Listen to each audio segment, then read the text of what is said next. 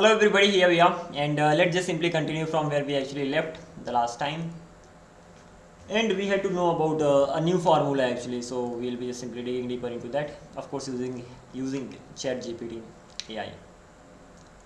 Uh, just a sec.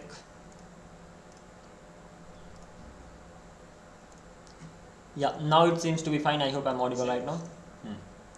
So what are we gonna be doing right now? So let's understand this diamond points ultimately top, right, bottom, left. So if we provide top, right, bottom and left, return point in polygon point, and if I provide diamond points, then what will happen? Imagine your diamond is like this: top, left, right, bottom. Suppose the diamond's bounding box is the shape x by width this and this, then okay. Then the vertices are top is gonna be equals to shape x and this, yeah, that's right, whatever is calculated here. And then substituting the numbers, and after that I'm gonna be getting the values like this. Once I got the values, what is a polygon? A polygon is simply a list of connected points. Okay.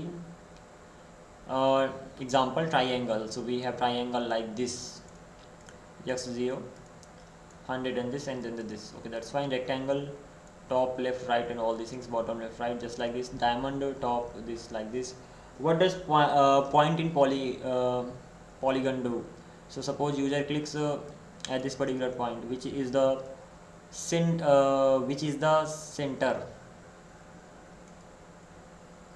200 and 150, that's the center. Okay, we need to answer, is this point inside the polygon or not? That's exactly what the point in polygon does. Okay, how does point in polygon actually work? Most editors use the ray casting algorithm. Okay,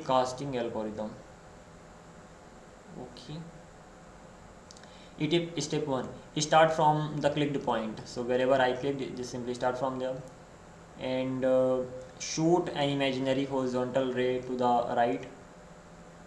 So if I am here, I am just simply shooting it to the right. Count how many polygon edges the ray crosses. Okay, for a point inside,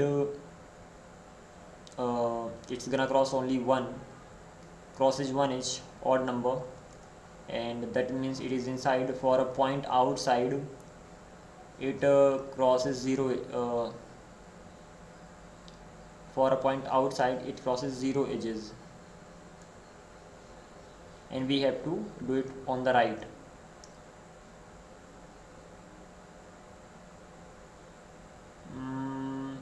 Even numbers. So ultimately, even if it is here, are we gonna be doing it on the right all the time? So probably if it is here, then if I pass on the right, okay, so it can be two or the right, that's fine. What does odd, what if odd triple equals to inside?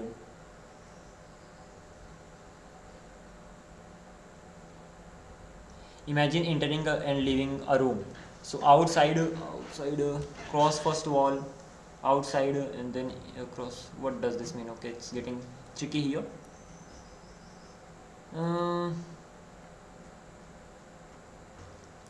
Start from the clicked point. So wherever we clicked, we are gonna just simply start from there. Shoot an imaginary horizontal ray to the right. Okay, we did that. Is shot. And after that, count how many polygon edges the ray crosses. So in this case, it crosses only one. So one is, that simply means that's the odd number, hence it is inside. So odd means inside. Okay, fine. For point outside, suppose I had the point here, zero even number, so if there is a even number, that's just the outside. Fine, it makes sense. So right now inside false. So odd means inside. Imagine entering and leaving a room. So outside. So from outside, cross first wall, and outside is now inside. Crossings are outside. That makes sense. Typical implementation. Okay, so the point in polygon, so we have point, we have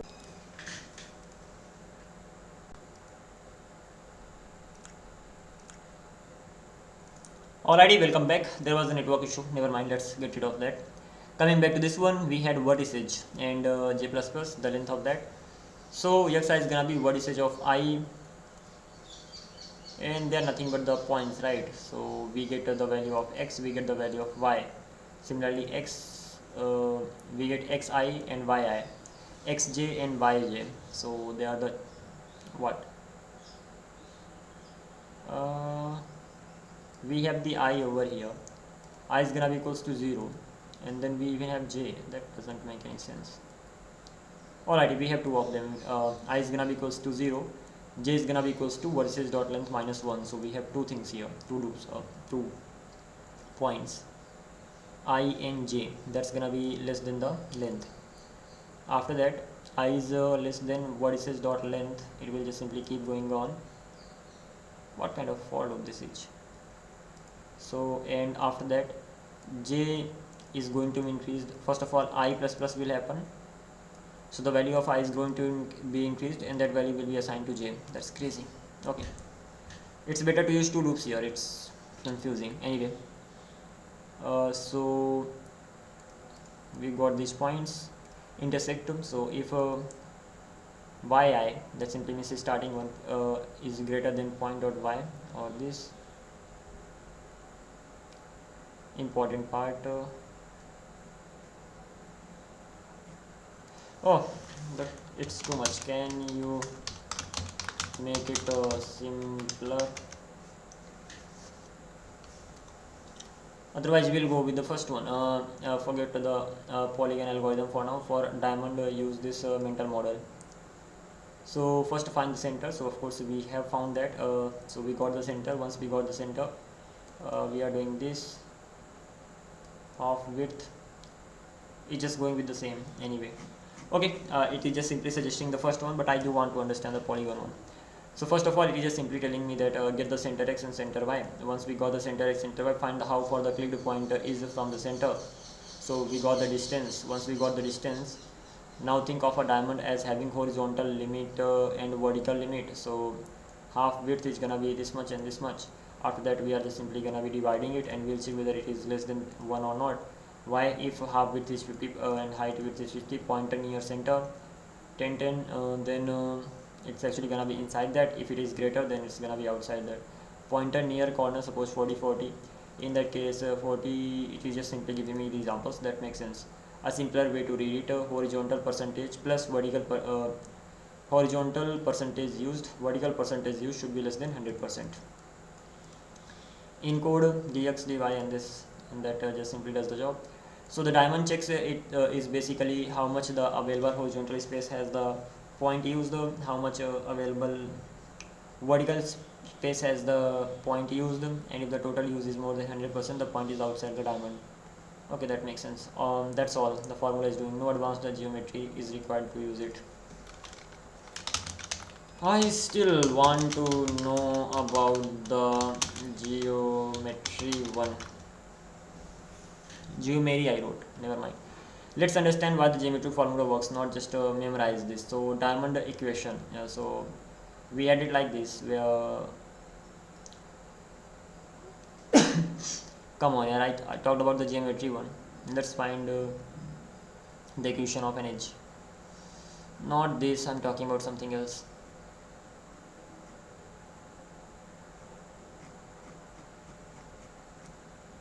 It's still talking about the same. Okay,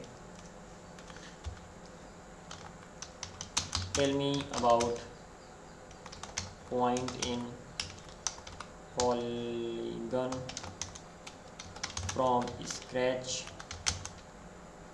simplifying everything. Alright, let's see. Even the simply, okay, never mind. So the problem, suppose you have a shape just like this. The user clicks somewhere like this. You want to know x is inside the shape or not. That's exactly what the point in polygon solves. What's a polygon? Even we can draw a polygon. Just a minute. Let me check this thing. Coming back to this.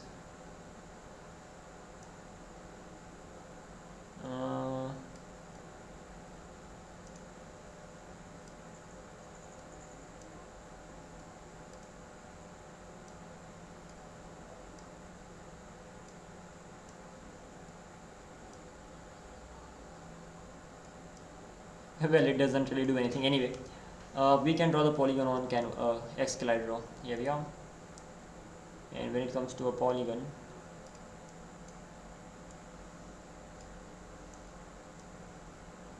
this and this becomes a polygon, right?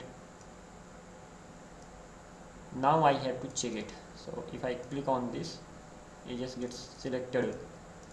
So definitely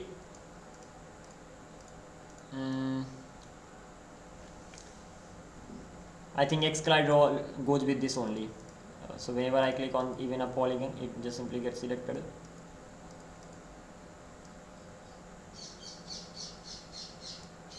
And doesn't matter what kind of shape that has. So we'll have to work on this anyhow. Okay, so what's a polygon? A polygon is just a list of points connected together. That's fine. Triangle is gonna be sort of like this. They're actually the points, so we'll have to calculate them. And diamond, it only sees a function, doesn't care whether it's a triangle or diamond or a star. So point, magic trick. Imagine you are standing at the clicked point, just like this. Now fire a laser to the right. That's done. Count how many times the laser crosses the shape boundary. Okay, the laser crosses one edge, that's the inside. If point outside and 0 edge outside, a rectangle 1 edge inside. Why does this work? Think of entering a living and leaving a room. So outside to inside cross a wall, and inside to outside cross another wall, then cross another to outside to inside. Every crossing changes your state. That's right. It makes sense so far. So one crossing means inside, two crossings means outside, three crossings means inside again. So odd crossings means inside, even crossings means outside. This is the entire idea behind a point in polygon. That makes sense. Small example. Laser crosses from BC to it crosses BC only once. That simply means odd inside. Therefore, actual code is like this. Don't focus on scary math yet. The important idea is the intersect inside should not be equals to inside. Whenever the laser hits an edge, outside is becomes inside, inside becomes outside, and outside becomes inside. So ultimately intersect. Initially I had the value of inside and that was false, right? Now if inside is true, in that case if intersect is true, if it has intersected, so the current value should not be equals to this value right now, and it is actually gonna be just the opposite. That makes sense. And whenever the laser hits the energy, outside become outside to inside, inside to outside, outside to inside. The variable keeps flipping false to that it is until all edges are checked. Even simpler version, imagine crossings 0. Whenever the ray hits an edge, crossings plus plus. At the end, crossings percentage 2. That's gonna return true. So that simply means there is inside. Yeah, that is inside. Otherwise, that's gonna be false. That's computationally what the pointer in polygon is doing. And for Excalidraw star, the benefit is huge. Pointer in polygon, point, triangle, diamond, star, and this one algorithm works for every polygon shape. No special geometry formula is needed, and that's why I want to learn this. So we just need to know the points of a shape. Getting to know about the points, that's easy. We can easily know that, and once we know the points, we can calculate the stuff. Okay.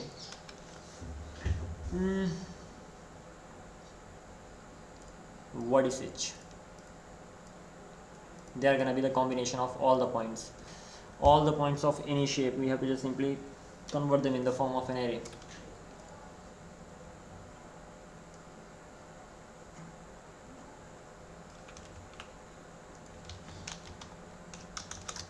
Can you explain this part?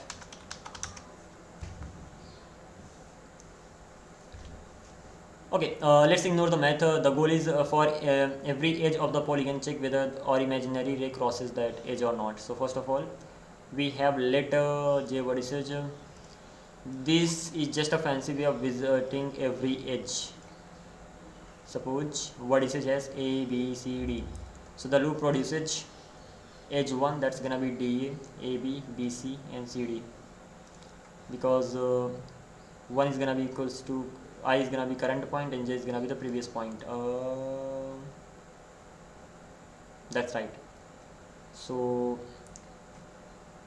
J is what? Vertices dot length minus 1. So this is actually the previous point. Okay. And this is mainly useful when you are talking about the shapes which cross each, like which are connected. All the lines are connected.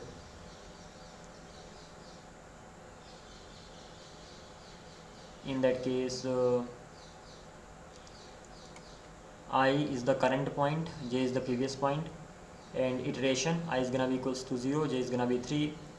So we got IJ, that's gonna be from D to A.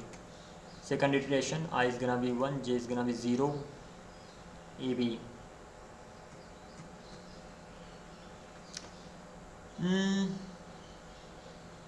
I will keep increasing, and the value of I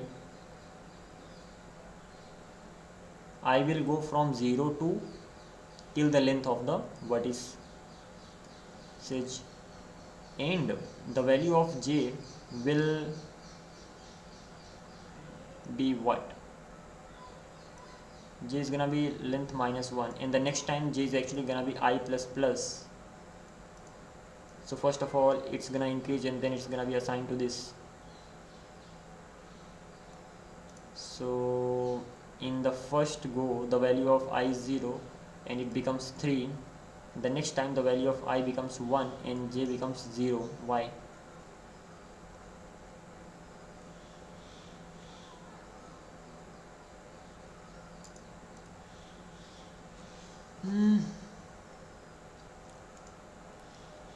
I plus plus means what? First of all use it and then increase it.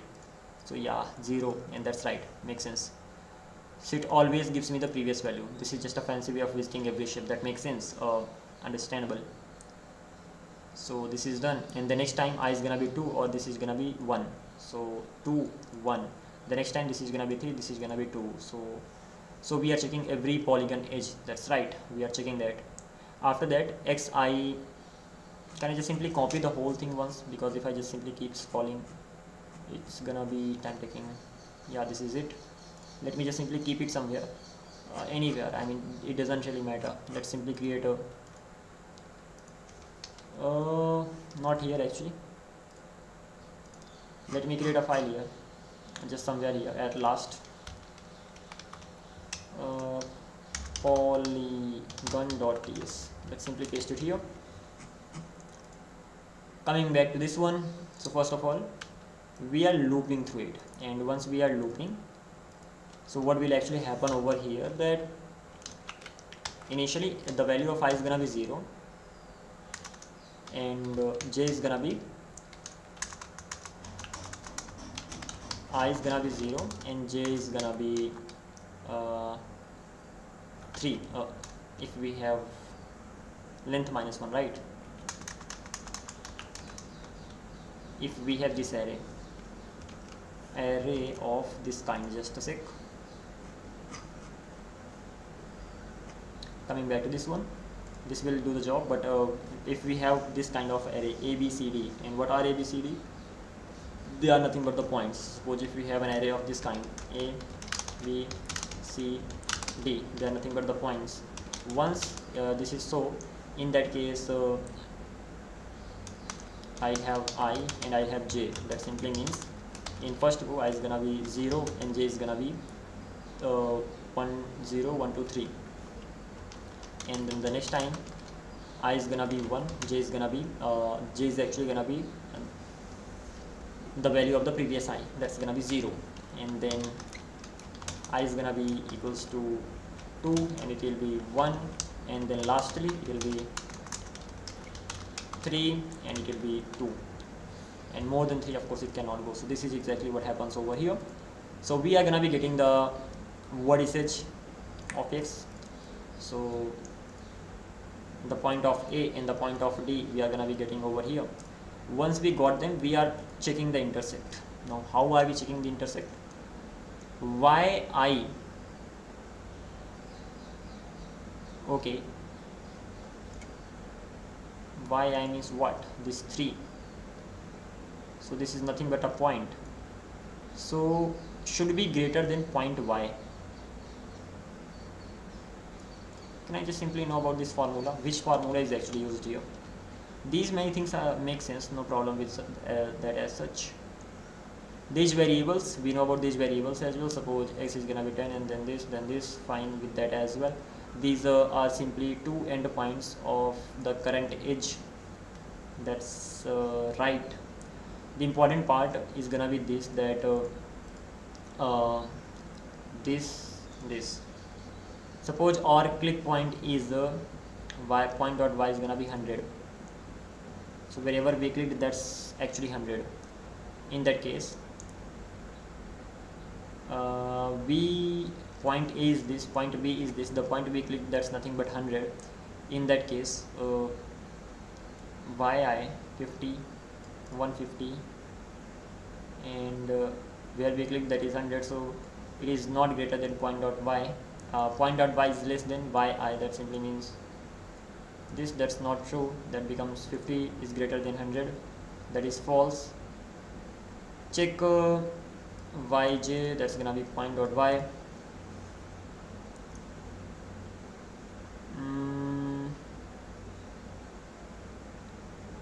And this becomes true.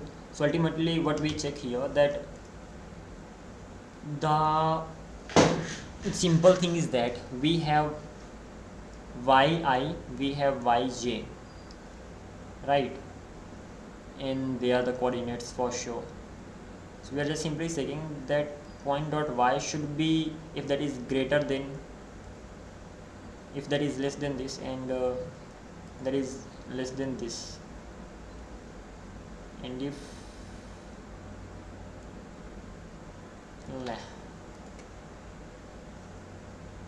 so false is not equals to true, that becomes true.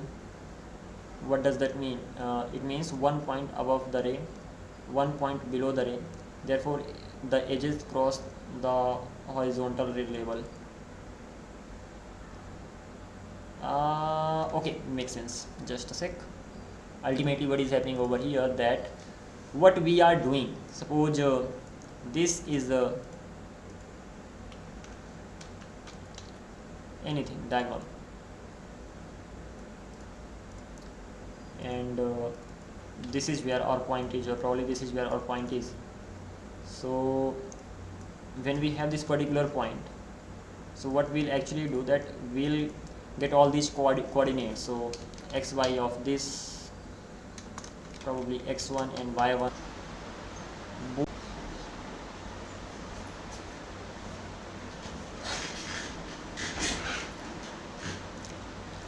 Alright, it's connected right now.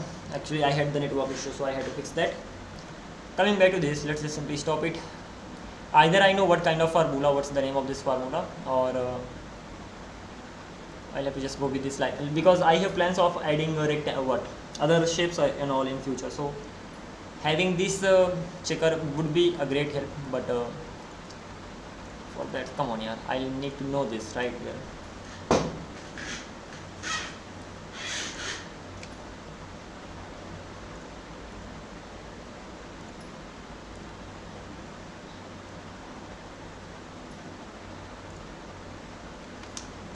How is this?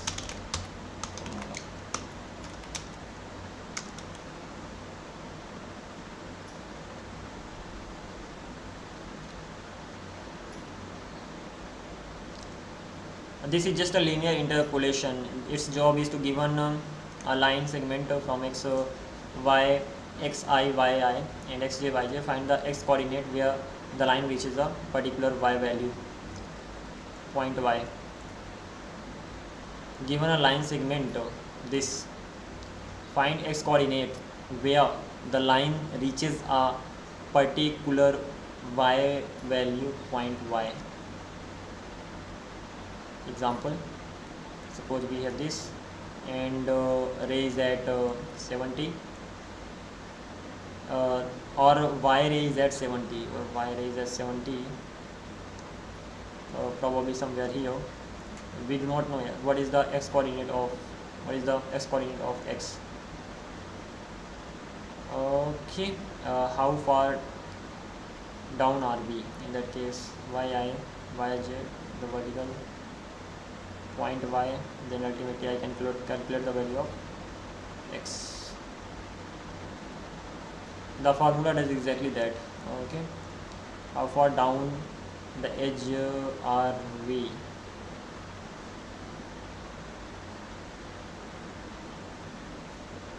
Okay, why does this need it? The algorithm shoots a horizontal ray.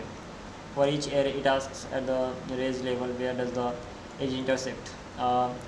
Formula calculates that intersection, x coordinate, edge x. Then algorithm checks if point edge is less than edge x. If true, the ray will hit that edge, so we count crossing. If point x, it calculates the point x first of all, and if that is less than edge x, that simply means it will hit.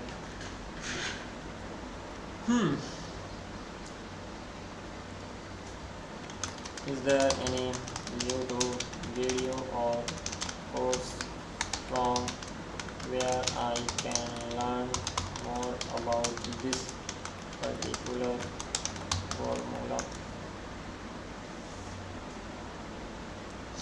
Let's see if it can find something worth watching. Oh, that's insane. Otherwise, even the first formula was enough. For your specific formula, you don't actually want a point in polygon course first. You should learn these in order. Linear interpolation, most important. This formula literally a form of linear interpolation. Once you understand LERP, the formula becomes obvious. Focus on understanding where is going to be start plus end plus percentage, because your formula is exactly this. X is going to be equals to xi and xj minus xi multiplied by percentage. Parametric equations of a line. This is the next step of LERP. So we have x1t and this, and suddenly your formula becomes this point this, which is mathematically identical. Search YouTube parametric equations of a line, parametric line segments interpolation, ray casting algorithm, point in polygon. After this, okay, let's do one thing. Edge for right now, once you know those 5 points, shape, precise shape, once you know line intersection, recasting, vector math, I'm gonna be digging deeper into them later, but for now let's just be okay right now. As for using this particular interpolation stuff, let's have it. We'll see how it works. Ultimately it takes two things, right? It's gonna return with whether we are inside or not, and it just simply takes the point and the vertices. Vertices are nothing but the points of that particular shape. As for this particular formula, I'd better learn more about geometry and all.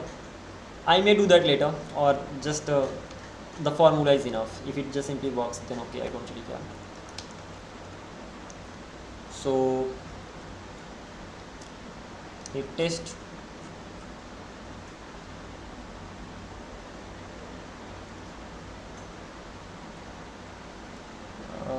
No use getting the tolerance here, right? Even I do not need this point here, and I'm just simply gonna have it. So this is point in polygon that can actually be used anywhere actually. So that's good stuff. By the way, the point that I'm gonna be getting, that we have x and y,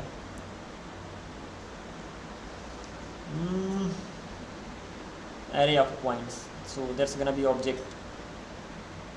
Yeah, that makes sense. What is the problem? It is possibly undefined, so in that case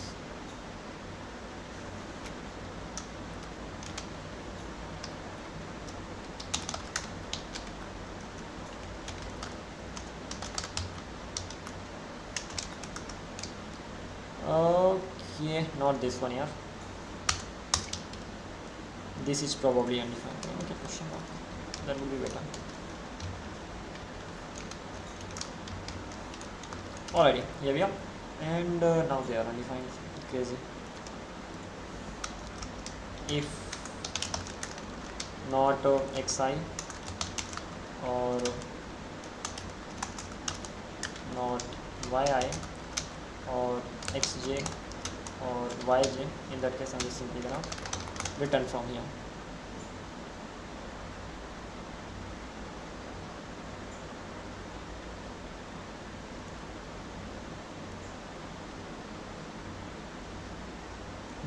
Yj is possibly undefined.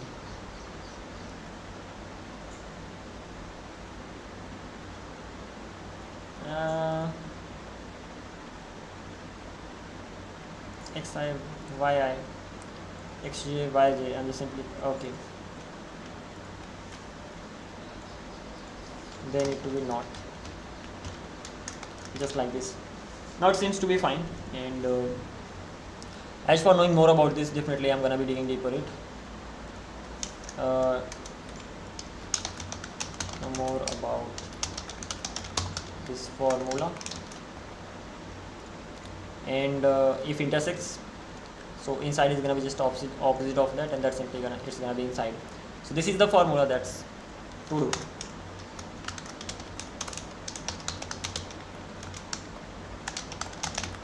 Know more about it, and again we need to understand these things. So of course at the end of the day, come on,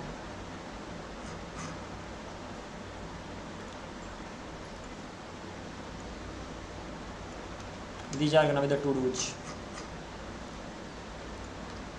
Interesting. Okay, we'll see. As for right now, let's simply go ahead with this. It's been so long, yeah, having stuck. So we have this point in rectangle, then point in diamond. This is just another formula, so let's make it simpler. We got dx and dy, const center x, that's gonna be shape dot width divided by 2, const, we already had center, I think half width, and that's gonna be half height, shape dot height divided by 2. So right now I'm just simply gonna do one thing. This is gonna be half width, and second one is gonna be half height. This is again a formula, and that is less than that simply means it is inside. So we can know more about this.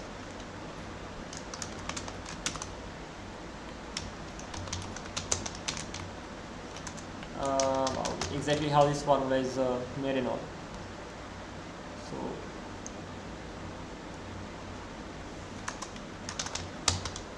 let's say just formula, and anything that has formula, even this is let's just forget about this. Below this I'm gonna be having a formula, right? So wherever I have formula, I'm just gonna be knowing more about this thing later. This is just a formula that does the job. Okay, this is also a formula that simply does the job. Now to know about the formula, okay, so this particular thing is done as well. Let's talk about the circle. Point in circle. So this. So we have the shape dot x, point dot x, circle. We have starting point and all. That's right. This makes sense. So the point that I have, I'm just simply getting the distance between this, and then we are getting the radius. So first of all, we got the distance between the circle and the point. Once we got the distance, we are trying to know the radius. If the distance is more than the radius, that simply means that's outside. So if the distance that I have, that is the less than the shape dot radius, that simply means that is inside. So we have to return the shape, otherwise we have to just return null. It makes sense. The question is that where is this radius coming from? So in circle shape, we have width and height. So at the end, as that is a circle, so we don't really need to worry about it. Const radius is gonna be equals to radius, circle radius, we have the width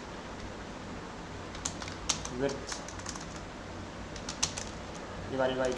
Come on, shape dot width divided by 2, so it's just gonna be half of the width, won't it be? Yes, it is going to be half of the width. So once we have the radius, we will just simply use it here.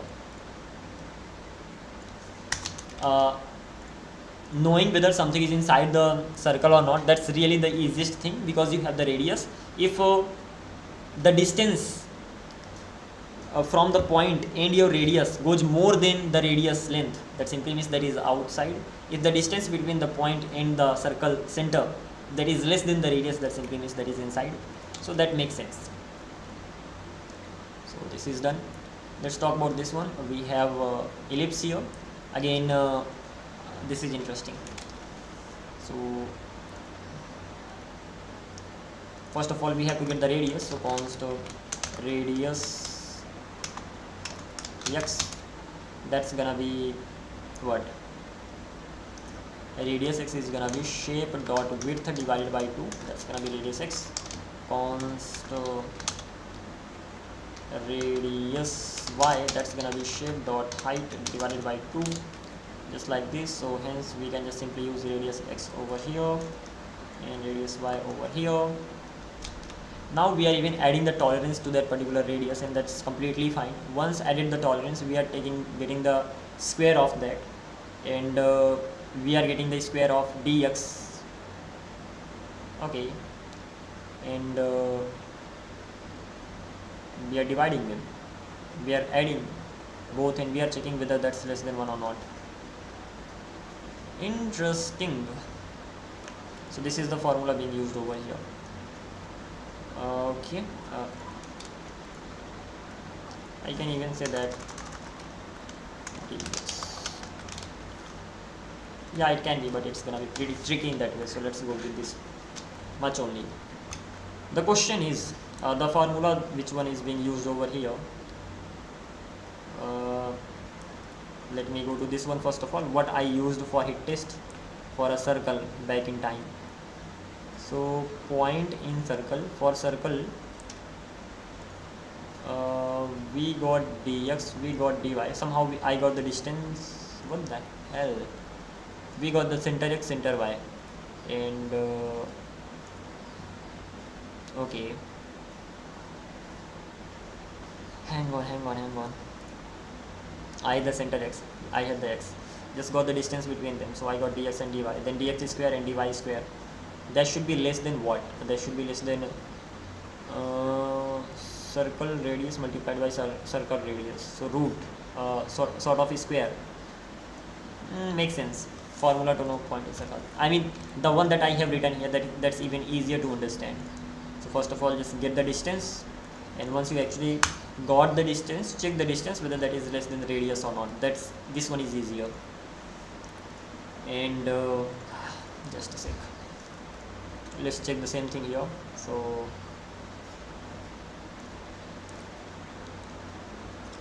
what are we gonna be supposed to is within the element, and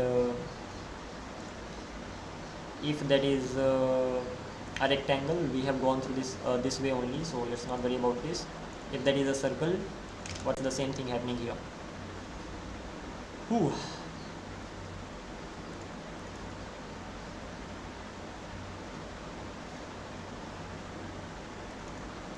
We are adding the tolerance over here. So radius tolerance, the square of that, and then the distance and the square of that. So dx and dy we have here, and this is almost the same. The same thing is happening here. In our case, even this is pretty simpler. And again, this is just a formula, and wherever I am writing formula, that simply means I have to know more about that. So that's fine. This thing we easily know, like exactly how it works, so I'm not gonna be worried about this circle section. Let's talk about this thing, point in arrow. That's gonna be interesting. So distance segment, we have distance to segment.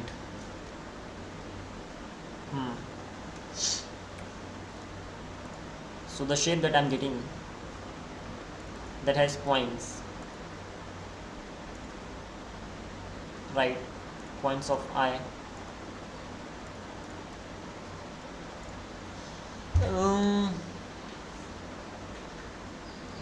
The main, right? So ultimately we have to get the distance somehow. What is the distance of that particular point from the line? And if the distance is less than the tolerance that they've given, makes sense, in that case we have to return the shape, otherwise we are going to be returning the null. Okay, this is the only tricky point. Point tuple undefined is not assignable to this, the undefined. Okay, undefined.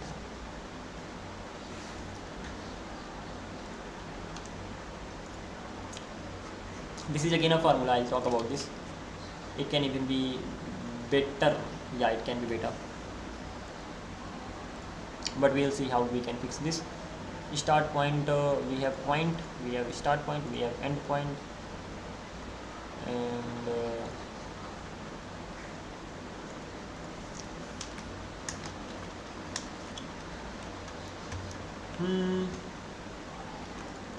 arrow shape, it will definitely have the points. They will have point tuple. Yeah, understandable, not understandable. Point tuple means what? Number by number. So ultimately an array with an array inside. So shape dot points I am getting, and points of I, and points of I plus 1. So ultimately I am sending 2 points here, that they are the starting and ending points. Makes sense. Coming back to this one, they are gonna be number by number. This point, they are gonna be like this, number by number. And one more thing, even that's not the end and start. I'll have to just simply configure it from my own side. Let it be like this only. In my case,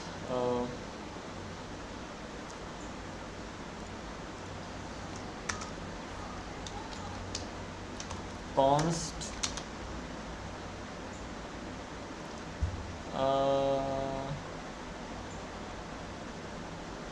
as we just simply loop through them. So const end point we have to get.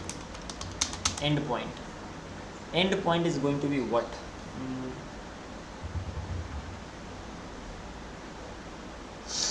Point in an arrow. I'm definitely making it complicated, but okay, never mind. How am I gonna be calculating the end point? Okay, even we can calculate the start point as well. So start point, we'll see how we can make it better, but we'll definitely need a start point. So we even have x and y, and x and y, they are the start points, right? So as for the start point, this has x and y, and from there I'm gonna be just simply going through it. So first of all, this can definitely be x and y, and that's gonna be coming from where? Or we can say const start point, that's gonna be equivalent to shape dot x, and y is gonna be shape dot y. So this is gonna be the starting point, right? So we are gonna have start point over here. As for this one, actually whatever points I have, they are the relative points, right? So when it comes to relative points, so const relative point, that's gonna be equals to shape dot points with I. So this is nothing but, so if I want to get the end point, that's gonna be, we have to just simply subtract it. So even we have to do what?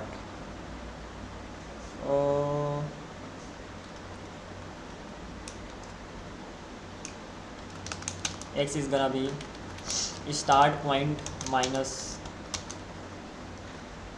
okay,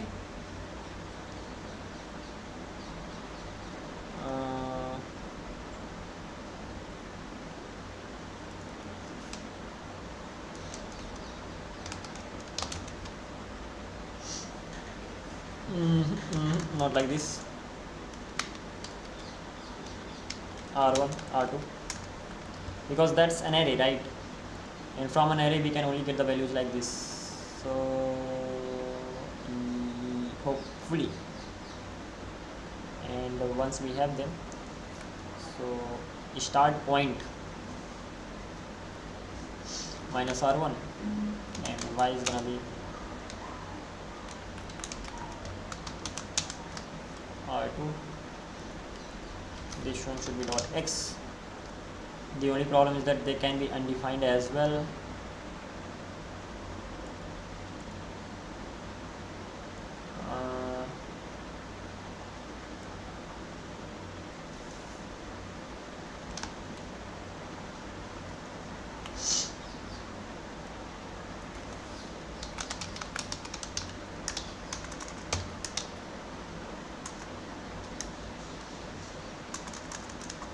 Relative distance from start.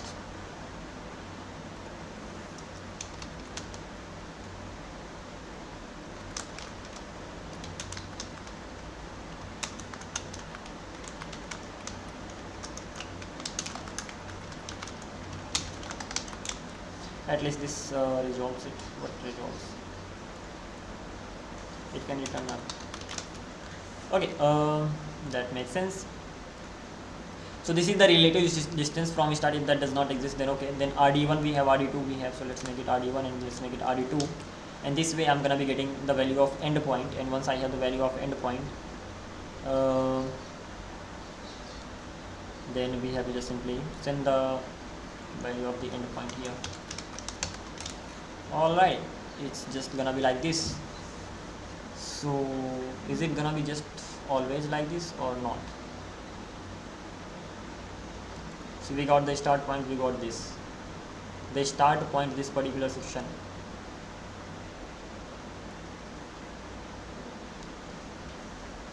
Now it simply checks the distance between 2 points. Okay. So this is the value of this start point will always keep changing. So we'll have to even calculate the start point here. Yeah, we'll have to calculate that here. So shape.x, shape.y. So let's do one thing. Would be simpler even that this is gonna be shape.x, this is gonna be shape.y. So we have shape.x, we have shape.y, and we are calculating the end point. Okay, and end point is always gonna be 1 plus. That means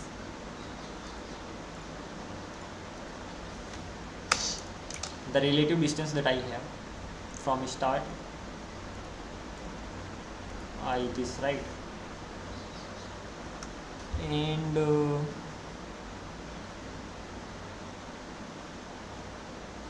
relative distance start and relative distance end. Relative distance start, radius,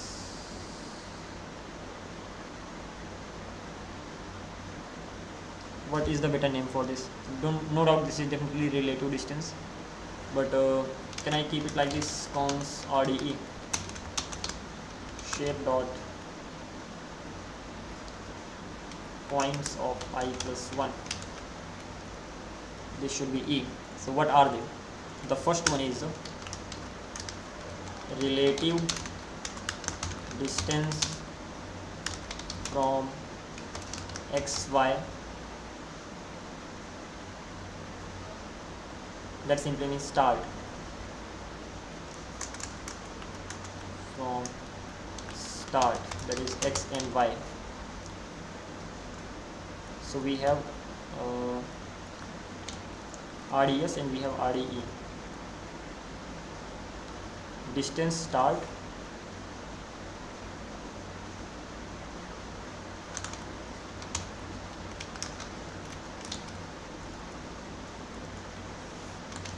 distance of end.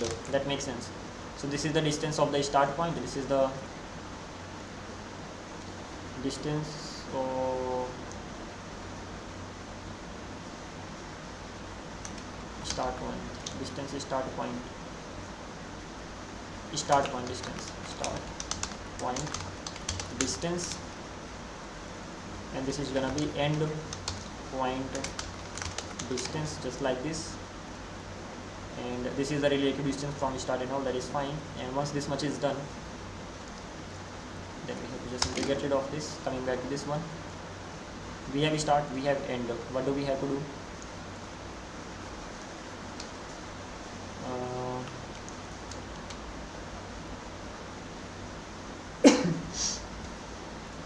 We'll have to first of all check that they do exist and all, otherwise we'll be facing issues. So let's even check. So we have a start point distance, and over here what are we gonna be doing? That start, that simply means this is the distance. Keep that particular thing in mind. So dx1 dx2 distance 1 distance 2, and const not this dy1, and then dx2 and dy2, and that's gonna be end point distance, just like this. And of course I have to check that they do exist. So in that case, not start point or not end point distance, that's what I have to simply return from here. Again, I can only return null, so this is also gonna be going on. So we got the distance h from the start, relative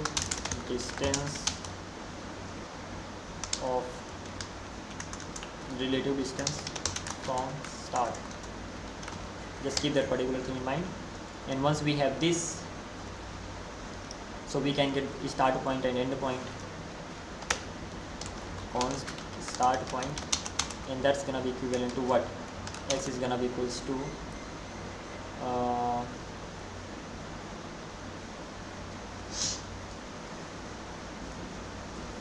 this is the relative distance. If we want to get the value of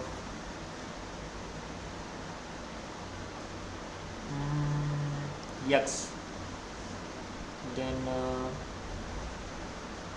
we have to subtract. So x is gonna be equals to what? Shape dot x minus dx1, and y is gonna be equals to shape dot y minus dy1. And the same thing Excalidraw applies, right? So we have dx1 and dy1, and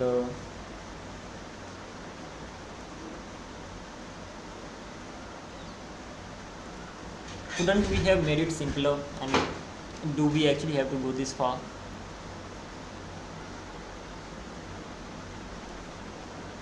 Let me see what exactly I did when I drew that. So while drawing, what was done? So draw free draw, suppose. So we just got x and y points. We got points, right? And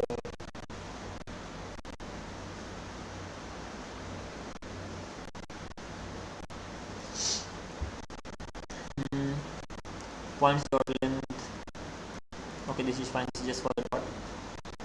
And first point is gonna be these points. They are the relative points, right? So when it comes to relative points, okay, this is gonna be the first point, and if that is first point is null, then return. Otherwise, get absolute point. Oh, we have it here. So when we are getting absolute point, so this is gonna be the first one, and we must have used it here as well. So this returns x plus the distance, that's gonna be the point, and y plus, yeah, makes sense. So let's do one thing, use this particular formula that we have here. So instead of making it this much complicated here, we already have a pre-ready formula that simply means I can get rid of all of this. We have the points. First point, and that's gonna be points of I shape dot points of I from second point, and that's gonna be shape dot points I plus 1. Now we have to get absolute point. So start point is gonna be equals to what? Get absolute point, and it's gonna take x, that's shape dot x. It's gonna take y, that's gonna be shape dot y. That makes sense. Shape dot y is gonna take first point.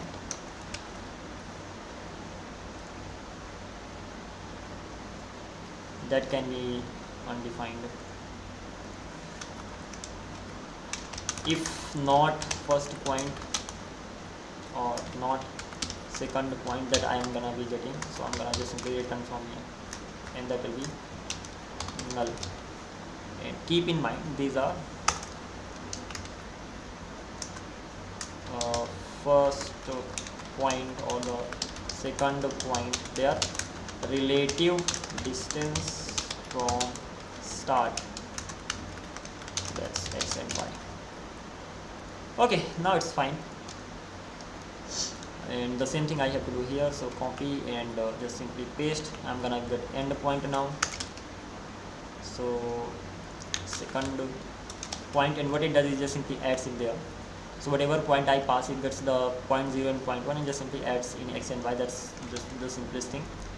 And then we check it in the segment, we pass start and end, and it is just simply checked, and once it is checked, it is returned. Now the interesting thing is this: how does this distance to segment work? And I can simplify it. I don't think it is as simplified as I want it to be, so we can actually simplify it. Just a sec.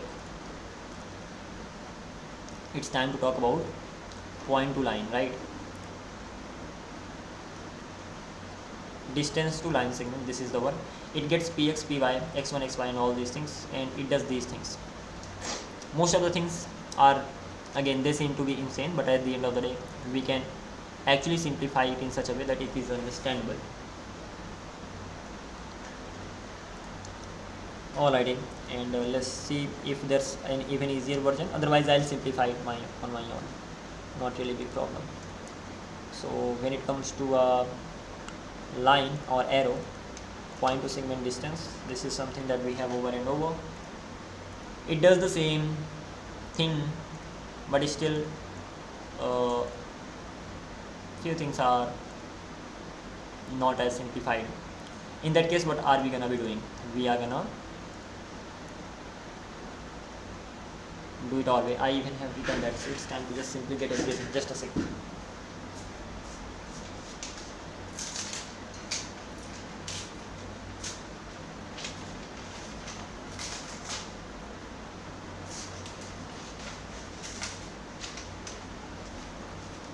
Alright, here I am, and let's continue.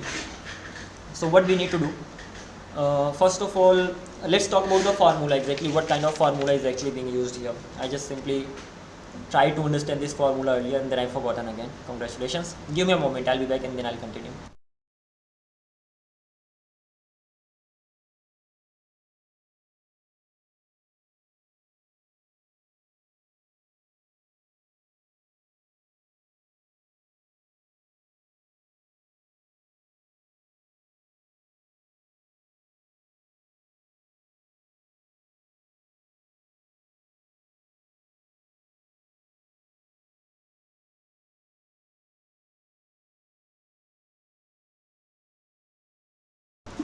Alright everybody, here we are, and let's go on. So what are we supposed to be doing now?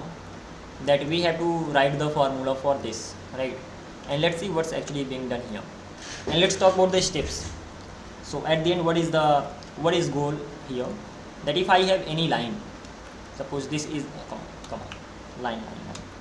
This is the line that I have, and if there's any point, suppose this is the point,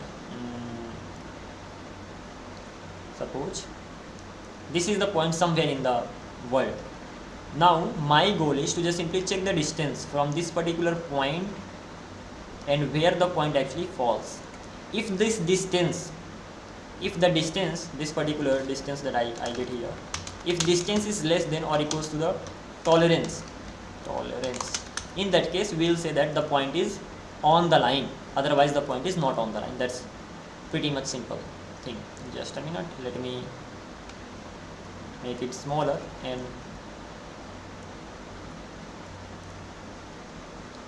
it's crazy.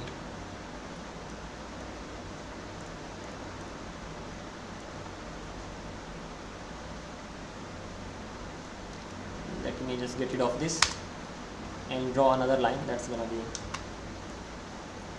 sort of like this, and there's gonna be a point here, somewhere here. And now what I have to, just a sec, make it smaller. Alrighty, this is the point, and my goal is to just simply know whether this particular point intersects this, first of all this, and when it actually intersects, so what's the distance, and if distance is less than tolerance, then of course I'm gonna be knowing that. By default I have my AB, suppose, so I have x1 here and y1 here, and by default I have x2 and y2 here, and at last I'm even gonna be having px and py here, the point, right? Okay, this is the thing. So now how are we gonna be calculating it? So first of all, what we'll do, that we'll take the distance. So we will just simply get the distance of this. So name it, let's name it what, if this is A, if this is A, and if this is B, and if this is P. Okay, so we'll get first of all AP vector. So first of all we'll get AP vector. After that we'll see what we are gonna be doing actually. So what are the points that I actually wrote? First of all, as per the formula, first of all go and find the vector. We are gonna be finding both the vectors ultimately. So we are gonna be finding AP vector as well as the AB vector here as well. So at the end of the day we will get both the vectors. Okay, so once we find them, vector is nothing but like you just simply subtract them and all, and you will get the vector. Okay, so we'll find this vector, even I am, let me write it properly, vector, and this vector will get, and even vector this, even this vector will subtract. It's pretty simple. This is the point that we have. So and these 3 points we have, so ultimately we can get the vector of this much, right, and we can get the vector of this much, and that's what we are gonna be doing. So this is the first step. So the first step is the vector of AP we have to get, and the second step is vector of AB we have to get. Let's continue. What is the next thing? We have to get the dot product. Dot product of what? Then the next is that we have to get the dot product of AP, AB, of course both these vectors, and what is the next thing? Just a sec. We got the vectors. After getting the vectors, we have to get AP dot AB. That is pretty simple. Ultimately we have to get the dot product. So dot product of what? Dot product of AP dot AB. How we are gonna be getting the dot product, that's another case, but we have to get the dot products of this. So this is the formula ultimately to get this particular vector. Get this particular vector. Once you got the vector, get the dot product between them, of them, and once you got the dot product of them, after that value of T. So amount of AP that points in the direction of B. So it's a position. It's not a position yet. So ultimately, what does this dot product do? If once you get the dot product, suppose, what is the use of even getting this dot product? So this dot product tells us exactly how much this AP vector is aligned towards this AB vector, as simple as that. So we had AB vector, we had AP vector, as we got the dot product. So the result of this dot product tells what? Tells us, it tells us alignment of AP vector, that is this, towards AB. So it just simply tells that thing. Okay, after that what do we have to do? After that we have to get the value of T. Now what is the value of a value here? A value of T. Just T.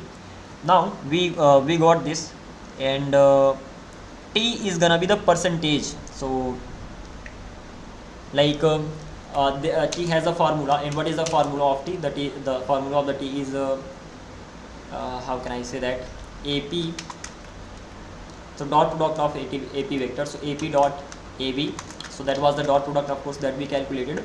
And then once we got the dot product, we'll divide it by the dot product of what, square of ab. So this is the formula of ab dot ab ultimately. So get the dot product of ap and ab. Once you got the dot product of ab and ap, so what will this tell? This will tell you, it will tell you how much that's aligned towards the ab, but that's not actually exact position. It will just simply tell you the alignment, how much that's aligned. Now if you exactly want to know what's the real percentage on this particular line, suppose if this is where the point is, so what is the actual percentage of the whole line where this is actually supposed to be falling? To get that, you are gonna be getting t. So if you want to get the t, so ap dot ab, that's the dot product, and you have to just simply divide it by ab dot ab. So you are doing something like square, I mean you are getting the dot product of ab dot ab, just like that. Okay, once you got this, then you are gonna be getting the closest point on the line, closest point on the line. So once you get the value of t, so ultimately t will tell you what is the percentage. So if this is 100%, so what is the percentage of the line where the point is actually supposed to be? So okay, this is done. Then you are gonna be getting the closest point. And when it comes to closest point, so suppose the point is somewhere here. If this is the point, just a sec, if this is the point, so what is the closest point? So this is the closest point. And if this is the point, so the closest point becomes this. And the main reason is that we need to know the closest point, so that we can check the distance of the point. So suppose this is the point, okay, so we'll figure out what is the closest point, and then we'll check the distance of the point and this particular closest point. If the distance is less than tolerance and all, that simply means it does exist, otherwise it does not. I mean, let's see exactly how it's gonna be going on. So we have to find out the closest point first of all, and after getting the closest point, we are gonna be getting the distance from the pay segment. So first of all, get the closest point. Once you got the closest point, of course on the line, and then sixth one is gonna be distance from P to, or distance from point to segment. This is how it's just simply gonna be going on. Let's see how we can just implement all these steps. And again, these are actually the formulas. Probably you will have to, just like me, ask ChatGPT if you do not know the coordinating system and all. So at that time, yeah, you will definitely have to go and talk to the AI a lot, understand the formulas.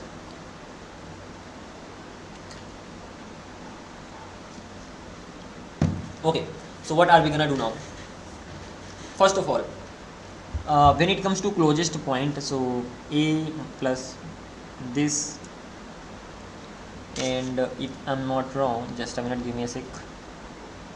So we got t, the value of t. Once we got the value of t, so a plus t ab, that simply means this is gonna be the closest point that we are gonna be getting. And once we got the closest point, we can get the value of x and y, and a is gonna be 2 1, and ab value we already had, and we got it like this. And then when it comes to getting the distance, so we are just simply getting the distance of the point. And what is q over here? So we got this, the point here, and then we are getting the distance. That makes sense. And if that is less than that, that's fine. Apart from this particular thing, we have to do one more thing, and that is the max and minimum value. So we have to get the value of t, right? So ultimately, when we what is t over here? So I was just simply talking about this t here. So the formula of getting t is this, and the thing is that if this t is the, what can I say here? If that is triple equals to 1, then what? Okay, I even forgot my own things. Literally I created proper copy of it, proper formulas and all. Let me just have a look here. So T is the percentage, first of all this thing. So like what's the percentage that can be around, suppose once we calculate it, so it can be something like 53 point, come on, 53.8 or something. This is nothing but the percentage. Okay, so the percentage can be actually like this. So AB will get the distance and will ultimately calculate T here. So this will just simply tell us sort of the percentage, and once we get it, after that we are gonna be getting the distance and all, that is fine. But the value of T, if it is triple equals to 1,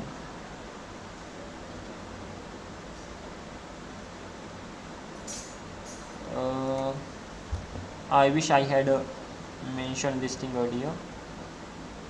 Max of 0, min of 1 plus T. I think I wrote it somewhere, just a sec. The whole definitions and all.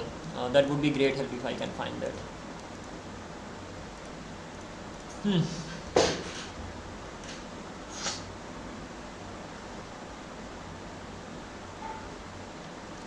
Just a sec, software. Projects. Draw app. Oh, thank God. I do have the things here. So get coordinates, that's okay. Well, I don't have. I just had the formula of this coordinating system, but these things are making sense right now. So in simple words, I don't really need this, whatever I have here. Okay, interview preparation, nothing important, and hence I do not have what I was looking for, as simple as that. Never mind.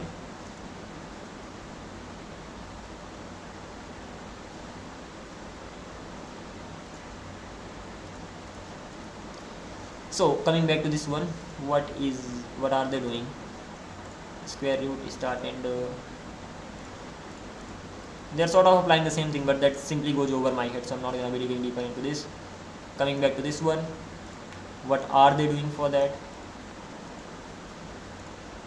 Length is squared, closest y, we are getting T, the value of T is this, and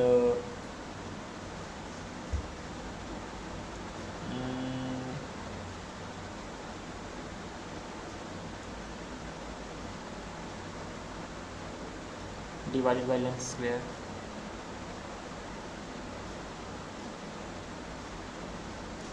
Px x1 p and multiplied by dx. So this is gonna be the dx.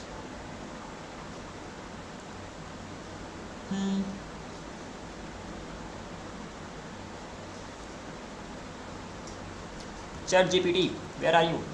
I talked to only Chat GPT, so hence that's gonna be my chat in history. By the way, how can I look for that?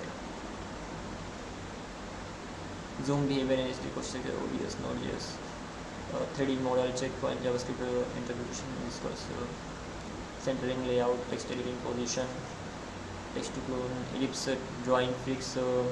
What were we getting at that time? Circle, centering, slide, flow, next structure, step 2.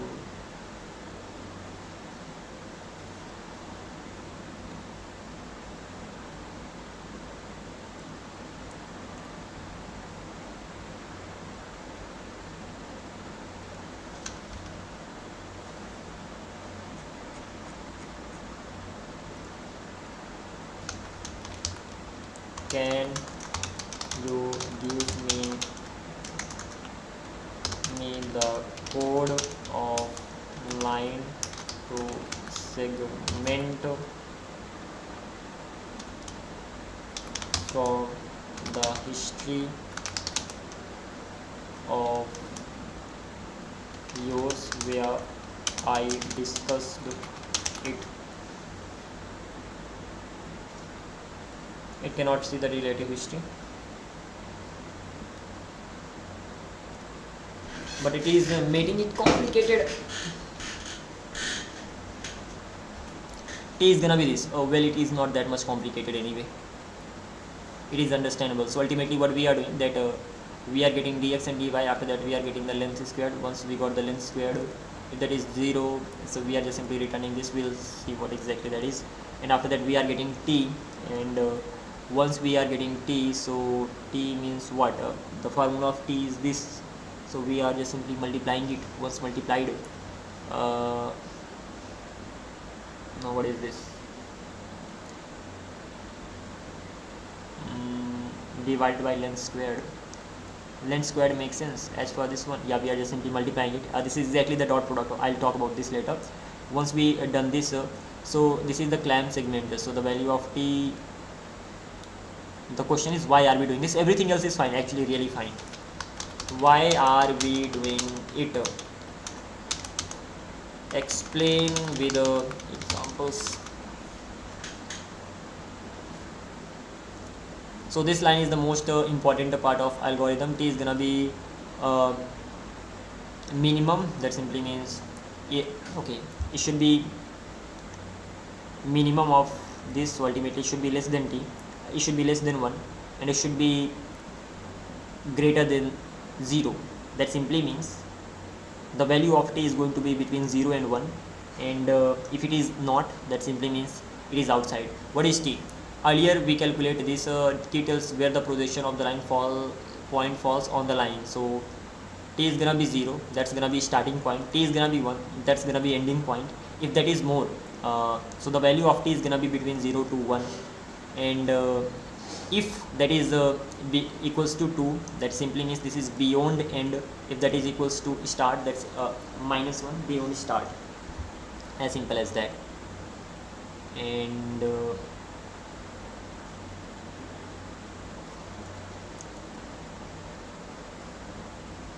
now the question is, why do we need this?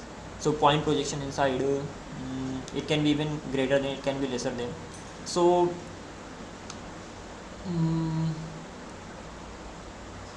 the simple thing that we have to remember, the value of t can be between 0 to 1. If that is, that simply means that is on the line somewhere. Otherwise the dot is actually somewhere outside the line, and if that is actually outside the line, so we have to get the minimum of that. So the minimum that we are actually getting here, so t is gonna be equals to 0.5. so 1 in 0.5, that's gonna be this.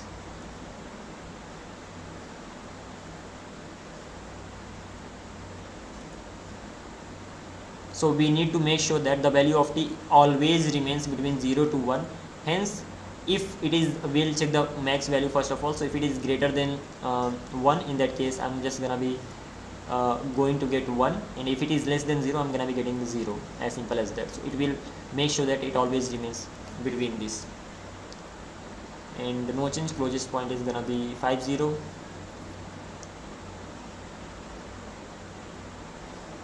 The projection lines at x, which is not part of this, the calculation 1.5 without clamping, closest is gonna be 15, 0, distance is gonna be 4.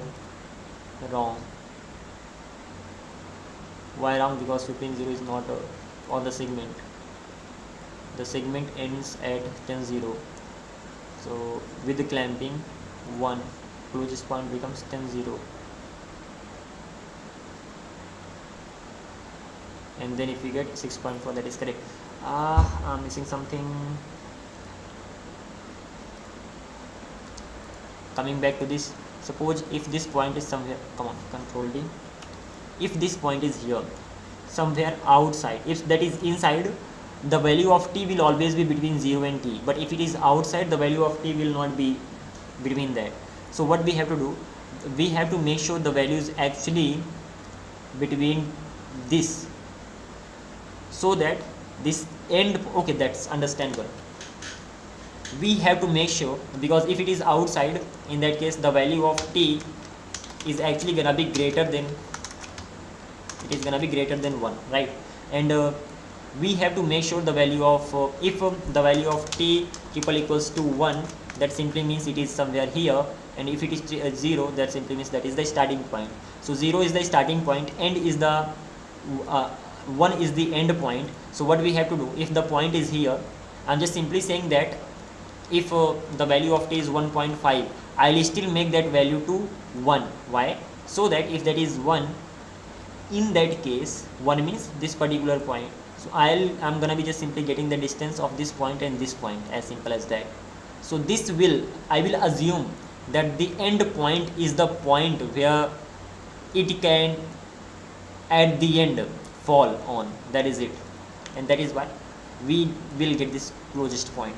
Okay, again I know if anyone watching this, it will just simply go over the head, but this is a sort of a formula, just understand like this, or if you just make sense, just pay attention, so it's gonna be pretty much fine. Like the starting is always gonna be 0, ending is always gonna be 1, as simple as that. So this is gonna be 0, this is gonna be 1. Now if it is inside, so it will always be, that value of t will always be between 0 and 1, but if it is outside, it will go more than 1.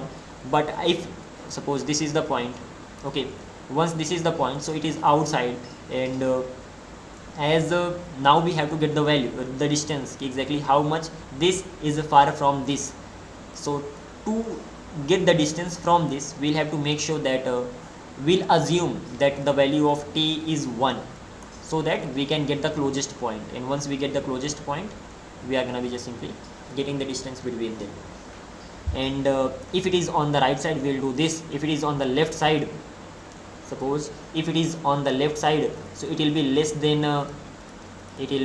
0, so suppose minus 1.5, and if it is actually minus 1.5, in that case we'll make sure that the point that we actually take, that becomes 0.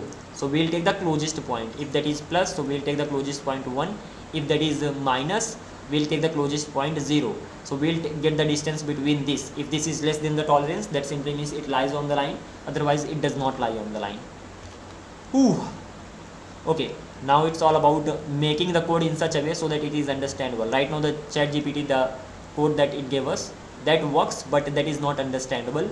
So what am I actually going to do? That I'll get it all, that's not really a big problem. Line to segment, that's great that I have it here, the way it wrote the code, that is right, but I'll format the code so that it is understandable. So, and as for this one, I don't know what they are actually doing here. They are even again getting some points and all. Let's not worry about this. This is all together using some different algorithm. So I'm gonna be going with this one. And over here, what I'm doing here, that first of all, what was our rule? This was the rule. First of all, we have to get the vector of AP, and we have to get the vector of AB. So this and this. What are we doing here? We have this point, we have start point, we have end point. Start point, consider A, end point B, and this is gonna be the point. So we have to get the distance first of all. So end x minus start x, end y minus start y, and end x minus start x, end y minus start y. So we are getting AB vector, as simple as that. So this is what we got, and so dx and dy. Similarly, we have to get the value of then we are squaring once we got this particular vector, then we have to just simply get what? We have to get the dot product of AB and AB, right? So that's what we are doing again here. So length squared. To keep it simple, what I'm actually gonna do, what can I do?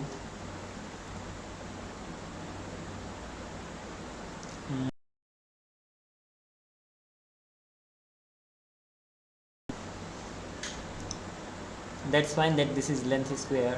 So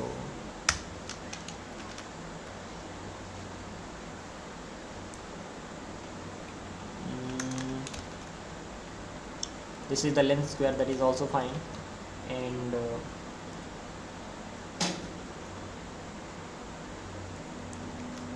yeah, so let's do one thing.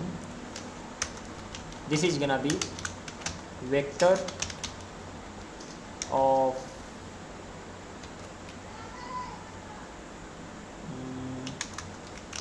if point here point is P and start is A and end is end is B. Let's name them like this so that it's easier to understand. Here we are. So point is P, start is A and end is B. So what we are doing over here, end x minus start x, end y minus start y, that's nothing but vector of AB, as simple as that. So we got the vector of AB over here, and once we got the vector of AB and all the steps, what all the steps here we have steps, come on, steps, all the steps that we had. So the first step was we have to calculate vector of AB, then we have to calculate vector of AP, then what do we have to do? Once that is done, we have to get the dot product. So dot product of AB, dot product of what? We have to get the dot product of AB dot AP, and we even have to get the dot product of AB dot AB. Why? Because that's what was mentioned here. We are getting the dot product of this as well as this. Okay, what this tells us? Tells us the alignment of AP towards AB. This is the first thing, and the example that I have, okay, forget about this, and we got this. Once we got this, what is the next thing that we have to do? Once we got this, then closest point on the line, so we have to find the closest point on the line. Closest point on the line, we have to just simply get this, and distance from point to segment, yeah. So distance from the point that we have to segment, this is what we have to get. But even before that, in between, we have to get the value of T. So just somewhere here we have to get the value of T. T is gonna be what? T is gonna be AB dot AP and divided by AB dot AB, and the value of T can be here at start T is gonna be 0, and at end T is gonna be 1. That simply means if,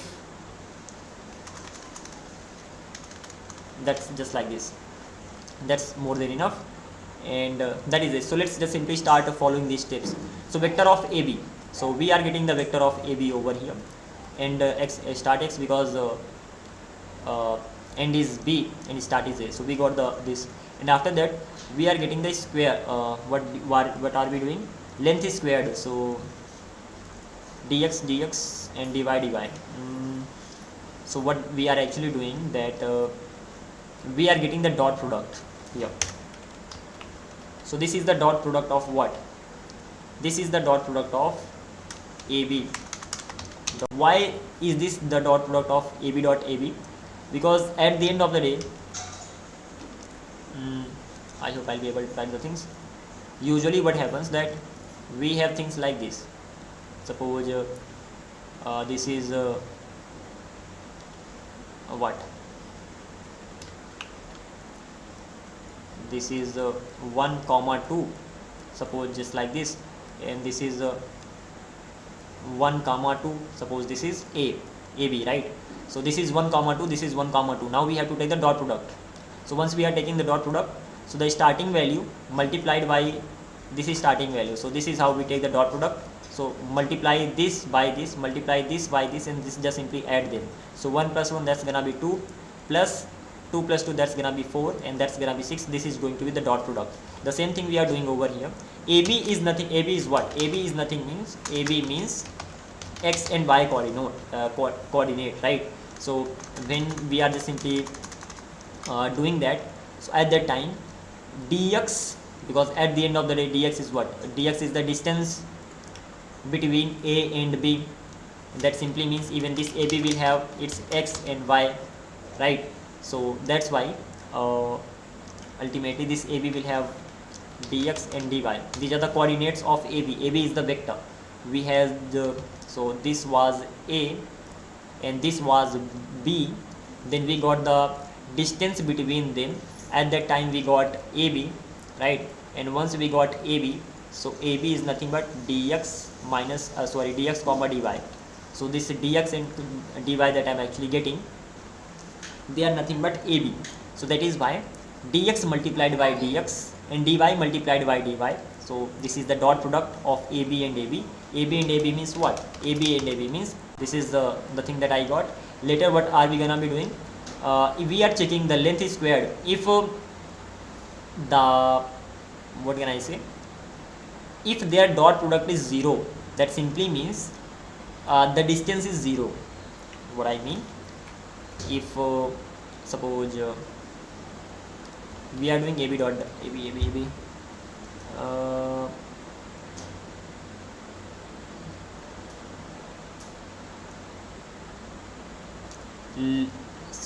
segment is actually a point.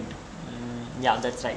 So ultimately what happens here, that this is the point, this is the point, this is point A and this is point B. We got the kind of vector AB. So we got AB vector, it has its own dx and dy points and all. But if A and B they are the same point, if A and B they are the same point, that simply means when we say when we just subtract over, if there's only one point, now suppose this is the point, this is also A point, this is also B point, and this is the P point that we had.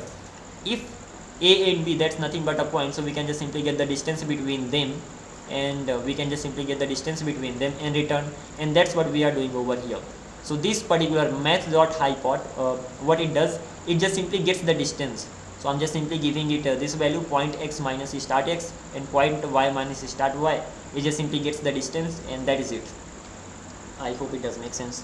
So ultimately any point, you have your start point start x, you have start y, this is just a point, right?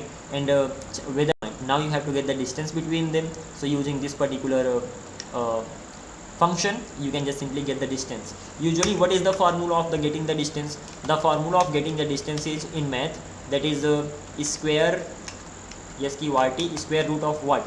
Square root of actually square root, I don't know how to write it, but ultimately you have to get the root of what? Root of if you want to get the distance between 2 points. So that's gonna be x2 minus x1, x2 minus x1 and its whole square. Now it's really hard to write, plus comma or plus, I think it needs to be added, and then y2 minus y1 and its whole square. So ultimately this is the formula of getting the distance in mathematics, x2 minus x1 and whole square, y2 minus y1 whole square, and then you have to get the root of that, then only you are gonna be getting the distance. And what this does, it just simply does everything for you. So you have to just simply subtract x2, so this is x2 minus x1, y2 minus y1, it will automatically get its square, it will automatically get its square, and it will return the root of the, it will just simply add then both of them together, and after that it will return the root. So this is what it does. There's no implementation here, but okay, I've told you what it does. You can just simply check this thing out. So this is how it just simply goes on, and that is it. And apart from this particular thing, we got this. After that, let's talk about projection. Before even that, can I make it simpler? I think this much is fine, right? If you want to get the distance between 2 points, that simply makes sense. So ultimately, even you are gonna be using math here as well. So here I can say this math dot hypot distance returns what it returns distance between 2 points, as simple as that. So you have to just simply give the 2 points here like this, and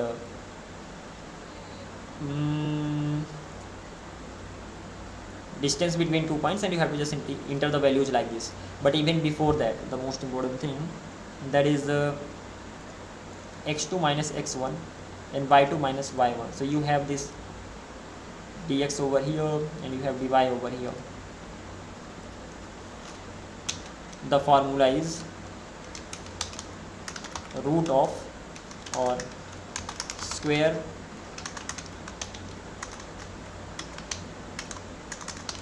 root of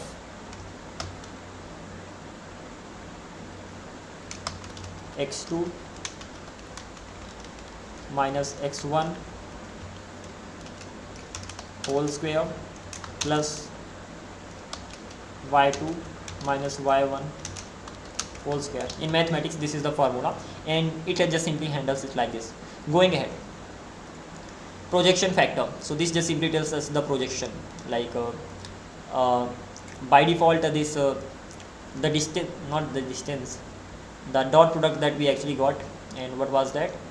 AB, and then we even have to get the dot product of AP here. So we haven't got the dot, we got the dot product of AB, but we haven't got the dot product of AP yet, and over here we are doing the same thing. So let me do here dot product of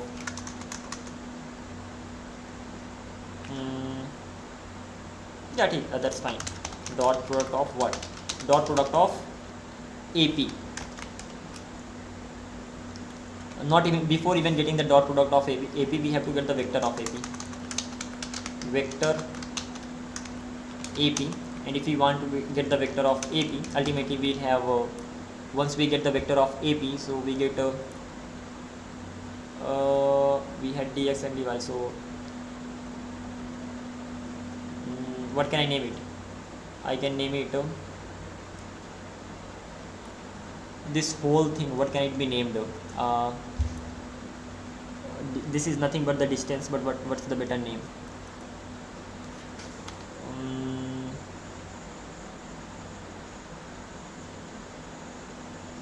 dx1, I mean, and this is crazy name. So in that case, pdx, pdy, that's better. This is the distance ultimately. So const pdx, point distance, that's gonna be point of x minus start dot x, and const pdy, that's gonna be point dot y minus start dot y. As simple as that. So this is the AP vector we've got. Once we got the AP vector, so I can name it like this. What? pdx, and then this, and pdy, pdy. Even I have to simplify it further. So what all we've done, or I am gonna be keeping it here at the top. Let's go step by step. So we got the vector of AB, we got the vector of AP, and these are the points of those vectors. That's fine. And after that, what we did, dot product of AP dot, we had to get the dot product of AB and AB. We got the dot product of AB and AB here. That's pretty simple. And we have to get the dot product of AP and AB. So when it comes to getting the dot product of that, in that case we are doing the same thing here, but we have to better do it well. So probably here dot product we are getting, and what is the dot product? This is the dot product of AB dot AP or AP dot AB. This is the dot product of it. That simply means, what do we have to do? We have to, what is AP? AP is nothing but pdx pdy. So ultimately we have pdx and pdy dot dx and dy. Now if we try to get the dot product of it, that's gonna be pdx multiplied by dx. We are getting the dot product. That simply means we are supposed to be adding this, and then pdy multiplied by dy. So this is where we are just simply getting the same thing we are gonna be doing here, that dx multiplied by dx plus dy multiplied by dy, and that is why this is the formula we have. And the same way we are trying to get the dot product of AP and dot AB here, hence we are getting this particular thing, and the same thing is actually here. So once we got this, so what can be the name of this? Const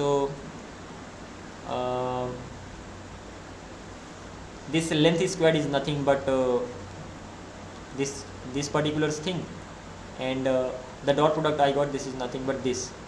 So let's forget about this. Now let's talk about projection factor. So when it comes to t, so t is what? T is AB dot AP or AP dot AB divided by AB dot AB, right? That's what we are doing over here. This particular section, PDX, this whole thing, this is what? This is nothing but AB dot AB divided by length squared. What is length squared? Length squared is nothing but AB dot AB.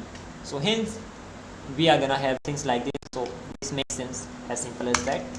So we got T as well. Once we got T, we got AB, AP, we got dot product, we got this, we got T. So ultimately this tells us the alignment. T tells us the like percentage, or sort of, it is sort of a projection factor that tells that if the value of T is 0, that simply means it is at starting. If it is 1, it is at the end, and if it is somewhere in the middle, so it is if we need to calculate exactly where that is, as simple as that. Now clamp to segment, what is this? Clamp to segment in the sense, we want to make sure that the value of T should always be between 0 and 2. So T should be always between it, T should always be between 0 and 1, between 0 and 1. Why should always be between 0 and 1? Because here 0 means starting and 1 means ending, as simple as that. So if that is so, now how will I make sure? If the value of T goes 1.2, so at that time we have to bring T back to 1. If it is goes less than 0, so we have to bring it back to 0. Why do we have to do it? So that so if T is gonna be equals to 1.5, then we'll say that T is gonna be, then this is gonna be 1, and if T is gonna be, if that is minus 1.5, in that case we'll say that T is 0. So we'll always bring it bring between 0 and T. Why we'll do it? So that we can, what we can do, so that we can take 0,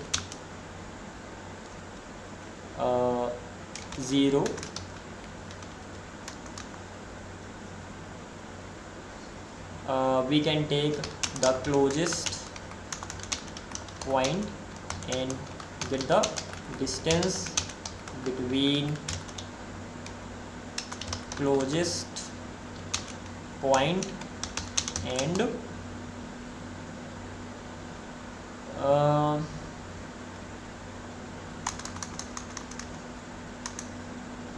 so that we can get the distance between closest point and start or end of the line. It depends. So that we can get the closest point. Closest point will still calculate, and we have to make it a 0 simply because even one more thing, I'm making it 0, that is okay, and after that we have to definitely get the distance as well, right? So using this, yeah, that's right, we have to get the distance so that we can take the closest point, and we can get the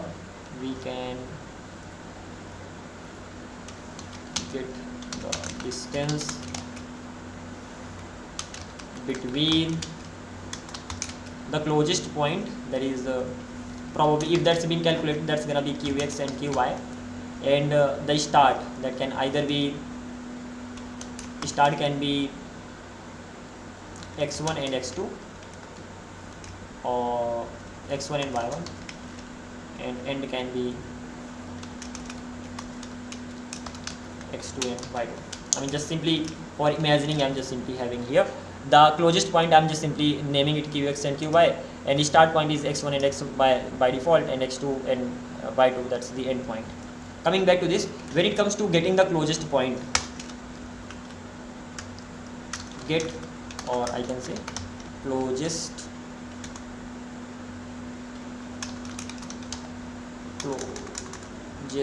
point. How do we calculate this? To calculate the closest point, the simple formula is, if you want to calculate the closest point q, so the formula is a plus t dot, or t ab. What is this? This is the formula of calculating the closest point. So a is what? A is the starting point, so that is why we have start x, and then we have t for sure, and we have ab. What is ab? ab is nothing but dx that we have calculated. That simply means the distance between a and b, that is dx. So what is ab? The dx that we calculated, n dx minus start x, right?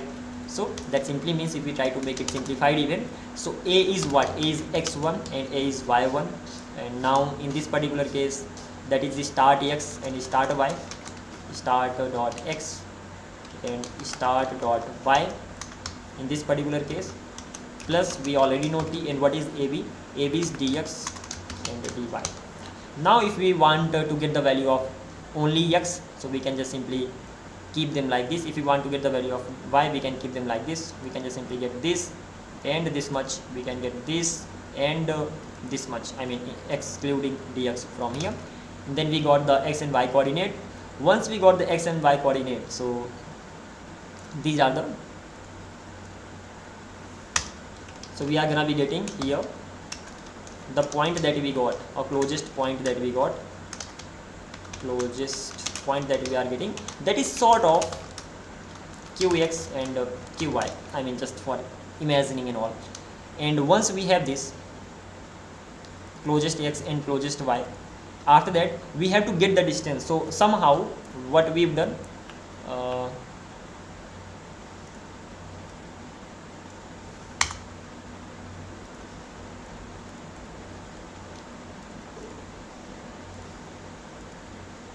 come on, yeah, can I delete this one?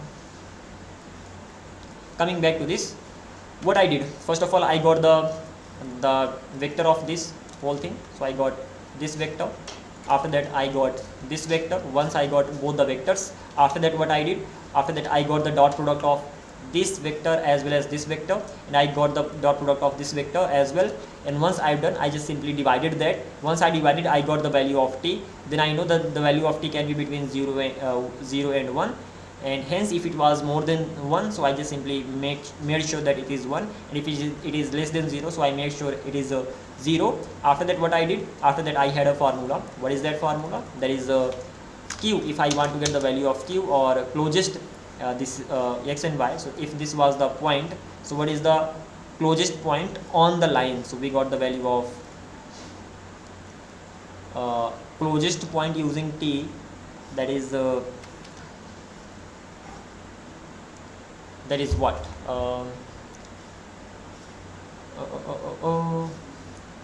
that is going to be a multiplied by t ab. That was the formula here. This was sort of the formula to get the closest point. Now the question is what this closest point actually does. First of all, we get the closest point. Once we got the closest point, we are getting the distance between the closest point and the, what is that thing called, closest point, exactly where this might actually fall on the line, as simple as that. Okay, so if I have this point here, so from, if I just simply come downward, so this is the place where it's actually falling, right? So if this is the place where it's actually falling, this is the closest point. And once I got the value of the closest point, now I have to get the distance. So this is the closest point I have, and after that we can just simply get the distance between this and what are we doing? We have the point x and we have point y. So what is point x? Once we got this closest point on the line, after that we are just simply getting this distance and the job is done. Pretty simple. Makes sense. What are we doing? That somehow we got px and py was here. By applying some formulas and all, I got the value of suppose cx and cy here. Okay, that I know that this particular point, if I just come downward, it actually falls here on the line. So now if I know this particular point and if I know this particular point, so I can even know the distance. Now I'll calculate the distance, and if the distance is less than the tolerance, then I'll say that this particular point, if it were just right here, so the distance would be of course less than tolerance, so it is definitely on the line, and if it is not, then it is not on the line. In case this particular point is not here, this particular point is here, so at that time the value of t actually becomes more than 1.5. Hence we'll make sure that the t the value of t will make the t either 1 or we'll make the value 0 depending on the value of t. And after that what will happen, that if it is suppose 1, in that case dx, and just a minute, if I actually make the value to just exact 1, then what will happen at that time, we'll get the closest point. And what will that closest point be? So at that time that closest point should be this particular one, right? If that is exactly 1. So now the question is, am I going to get the closest point this, if we just simply go through it? So t multiplied by dx. What is dx? Dx is nothing but the distance of AB, and similarly we have dy, and we are just simply adding x to it. So start x plus the distance, math dot hypot gets the distance between 2 points. What the hell? Anyway, I know I made it worse, but okay, never mind, it's better. And I think I had this code somewhere, I don't know where, but I definitely saved this code somewhere.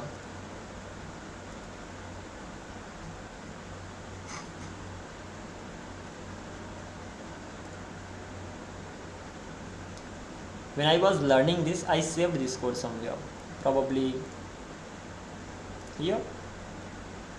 It can never be here, so it should definitely be in this particular section. Now I'm realizing that I'm definitely earlier I saved it somewhere. I'm just simply not able to remember that.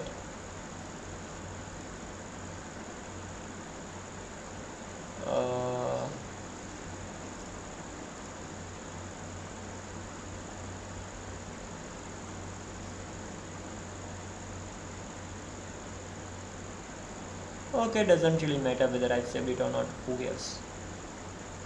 Yeah, that's also right, who cares?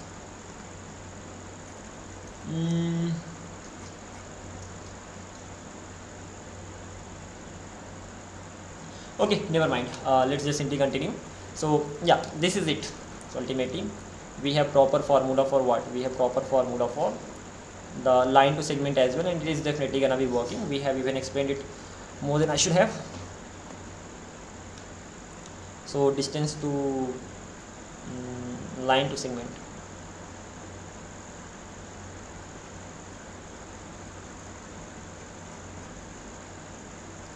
It just simply gives me the distance to segment, that's right. Line to segment or distance to segment? Distance to segment. So the point and the distance, once I have this, so I'm gonna be having it like this. If it is less than tolerance, I'm gonna be returning this. That's fine. Let's simply get this one right. So ultimately same things I have to do here. I have to do here ultimately. So for the arrow or for this, it's gonna be fine. I mean, right, exactly the same way. So keeping it inside for loop. Here we are. So we got the first point, we got the second point, and we'll just simply keep going on like this.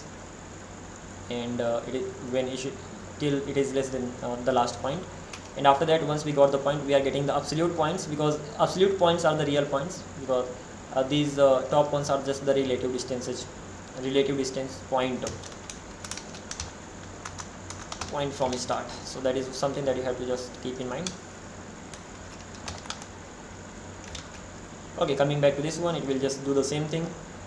Free draw, interesting. It will just do the same thing again. It will just simply get the points and all. So let's paste it here again one more time, and that is it. The only thing is that I'm just repeating this code many times, and hence I'm gonna create a proper function for this and get the job done. As for text, text itself,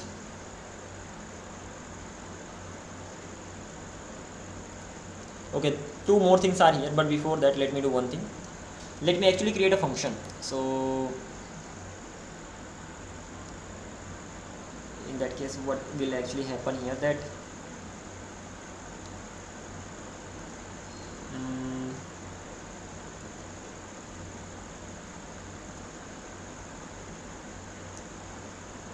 we need shape points, so ultimately shape dot points.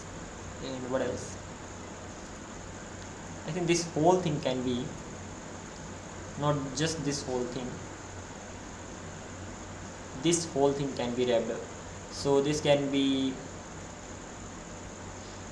point in theta, that's fine. What can be a function for this? A proper function, distance to segment, that is fine. And point in segment, yeah, let's check this thing up. Export function point in segment, that's gonna be just like this. Of course I will not be exporting it, it's just gonna be like this for now. I have point in segment, and when it comes to this, so I'm just simply gonna be passing this whole thing to this, and it will just simply get a few things over here. Those things are the point and the line shape.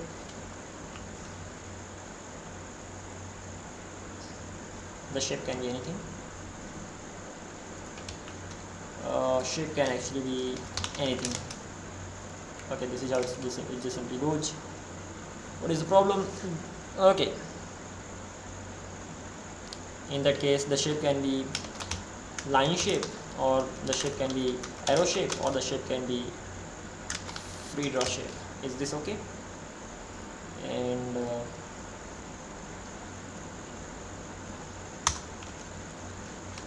point in line or point in segment, and line is nothing but a segment, right?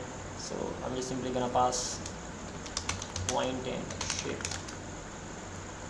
and whatever the result is, I'm just simply gonna return from here, because at the end of the day, this is gonna just simply return either line shape or arrow shape or free draw shape, or null. Any problem? No problem as such.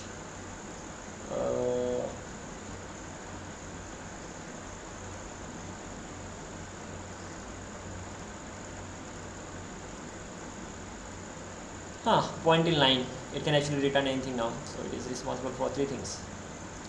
That is true. So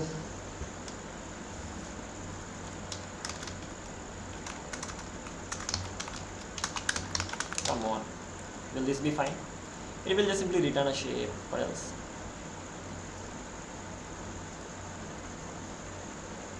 Or it can return these things. It can return line shape or arrow shape or free dot shape, and shapes with points.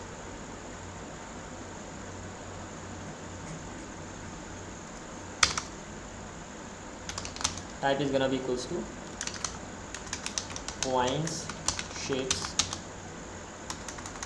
shape, that's gonna be either line shape or that can be arrow shape, or that can be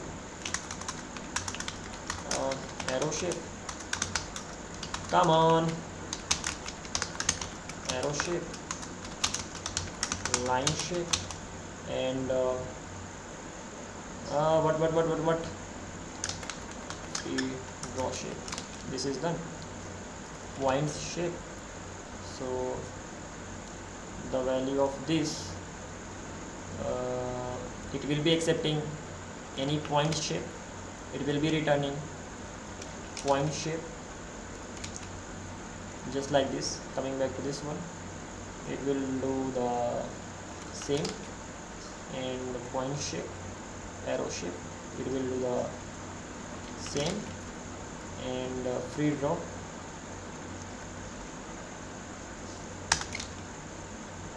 So free draw, it will do the same.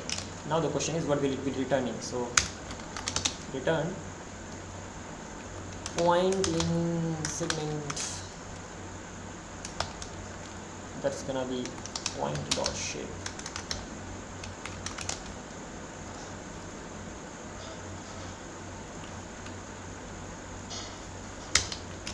Same. So these lines are sort of the same only.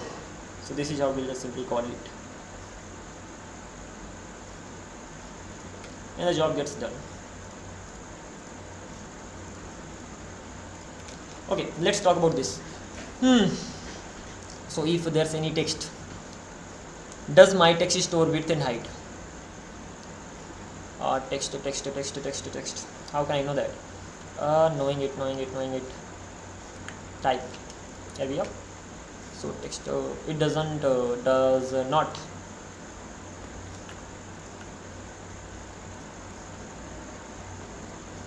Yeah, my text doesn't have width and height. The question is, how can I calculate?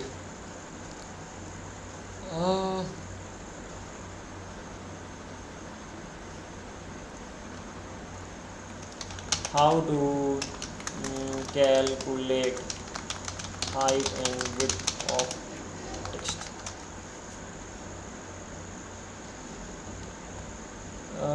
Calculate text and width. Coming back to this, get text this, blah blah blah blah blah. So what? Height text of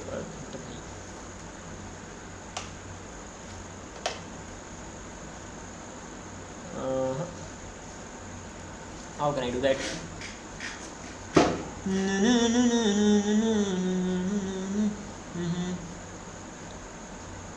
Okay.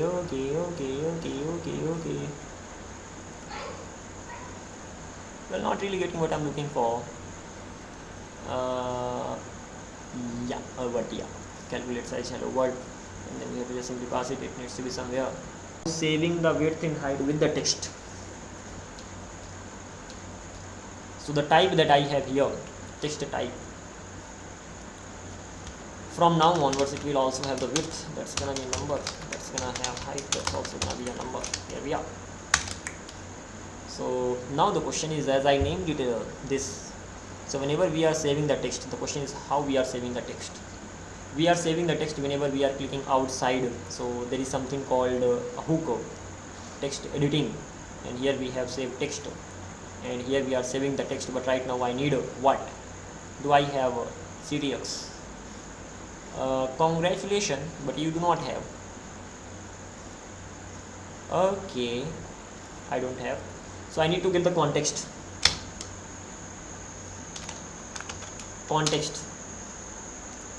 Now if I need to get the context, what is gonna be the type? Canvas rendering 2D. This is gonna be the type. It can definitely be null, that's for sure. This is how we are gonna be going ahead, and this is actually gonna be the type. Let it be here, who cares? So this is how it's gonna be done. And once I get the context, so I need to create a function. What will that function be? That function will be get text size. No, no, no, no, no, no, no.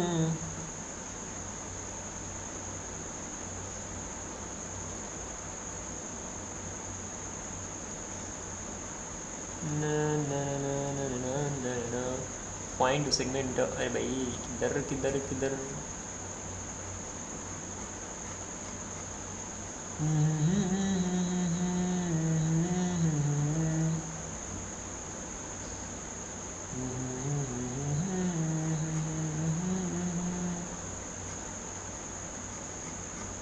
Oh my god. Okay, let's keep it. Let's keep the name like get size grid normalize. We'll have get text size. Get text size dot ts. As simple as that.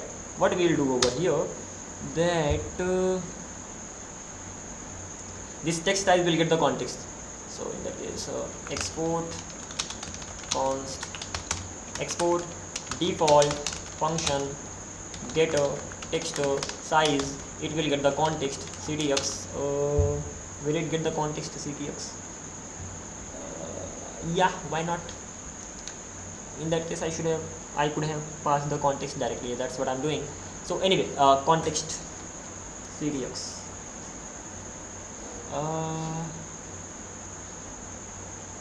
Yeah, that's right. Canvas 2D rendering, and we'll have what? We'll have text. That's gonna be nothing but a string, just like this. What we'll do next?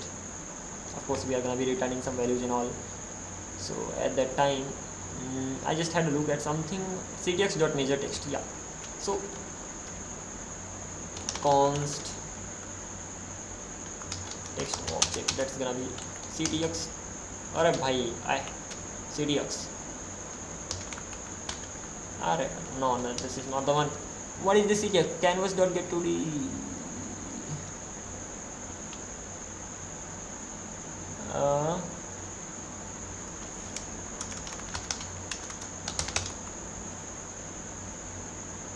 Get text only.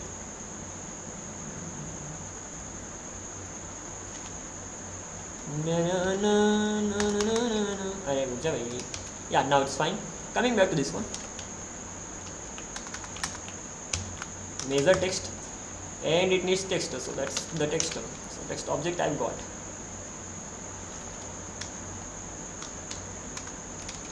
And dot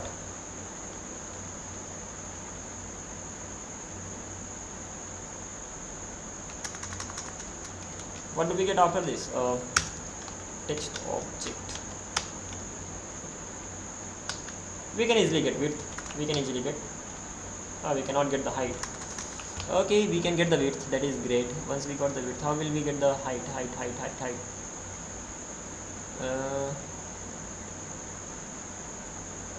Font size multiplied by 1 by 2. I think that's the one. I'll see. So from here I'm gonna get the width, and the const height, that's gonna be text dot. Now what is the font size of the text? Never mind. And get a text width.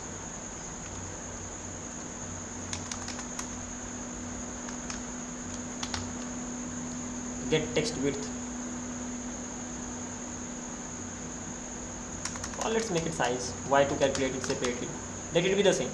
As for the height, text dot. Now we need to get the font size of the text, and we have to just simply calculate it by 1.2. So first of all, we need to get the font size. Once we have the font size, that's gonna be any better way.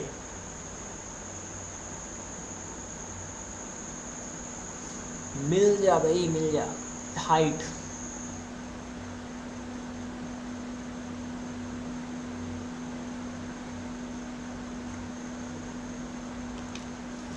No. HEIGST. Yeah.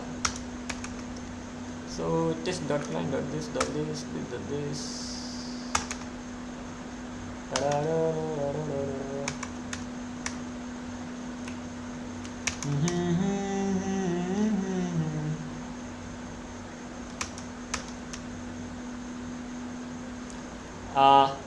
Different question.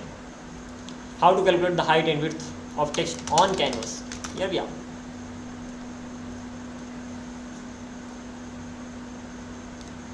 So CTX, we have the ctx.font font ultimately. Then width is gonna be measure text txt pass the text and the width. That makes sense. How about the height? Height. No height.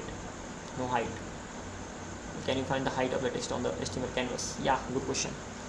Coming back to this, everybody, CTX, I got the text raw font bounding box.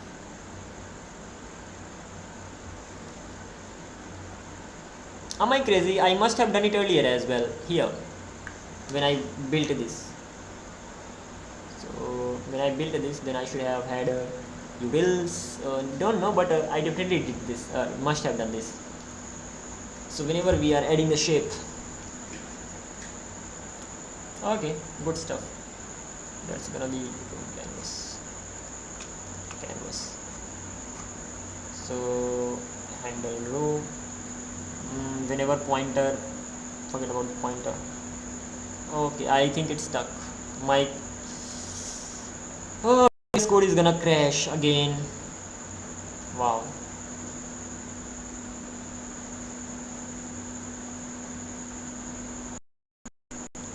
VS Code is gonna crash.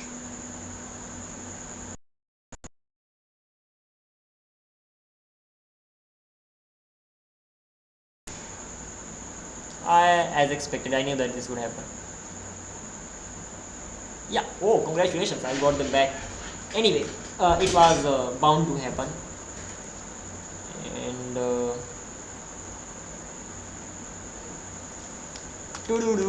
stop. Wow.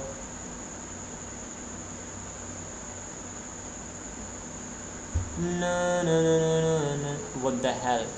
Too much.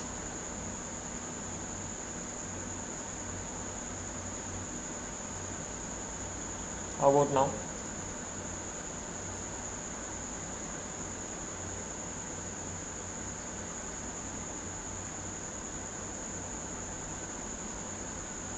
Now it is fine.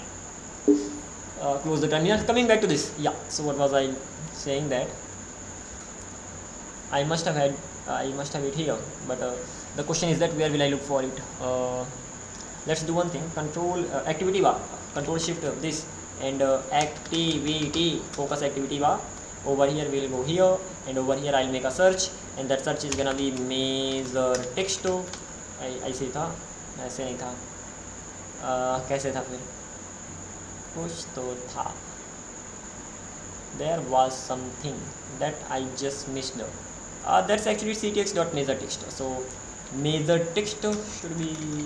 Oh, it doesn't seem to be here. MEASURE measure text, and this is where we have it. किधर गए हो? Why measure text?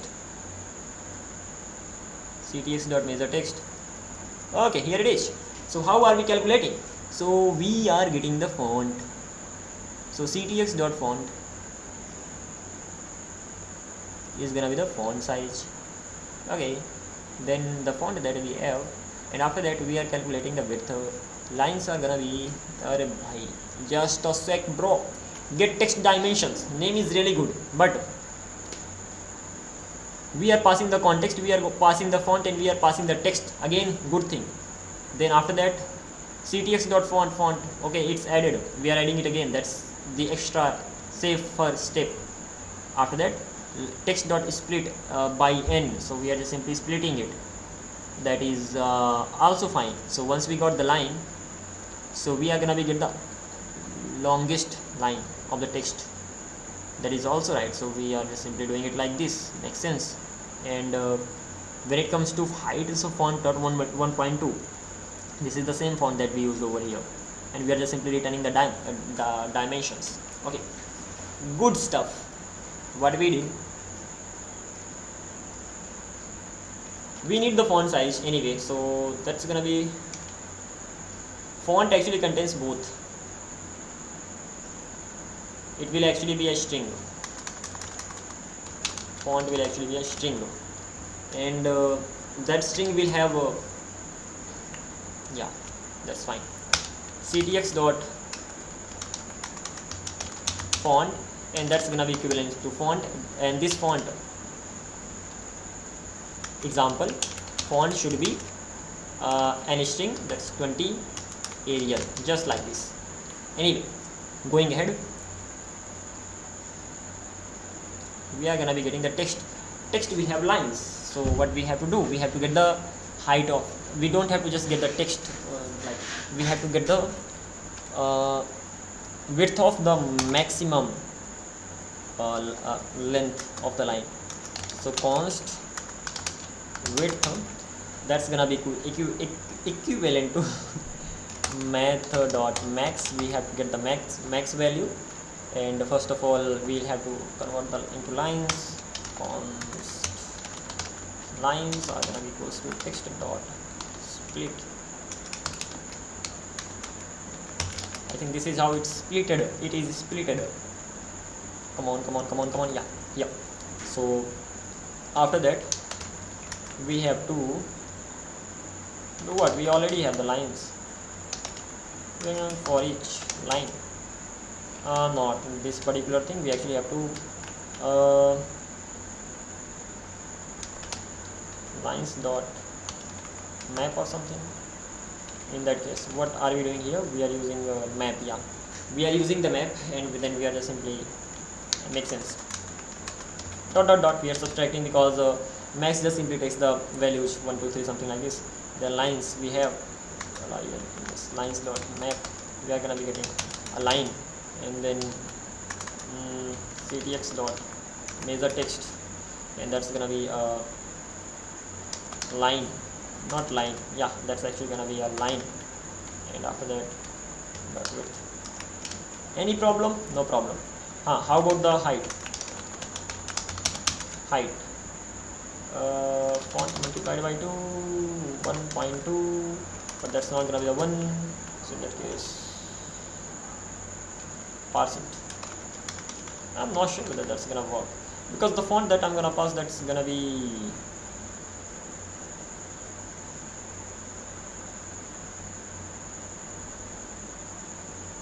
okay.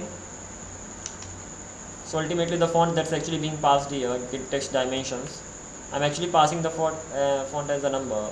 Font is a string. Where it is used? It's used here. I'm passing it like this. 40 pixel. It can be amazing. Oh, actually, the thing is that it can be converted in a number. ctx dot not that, the font that I have. Parse int. Let me check.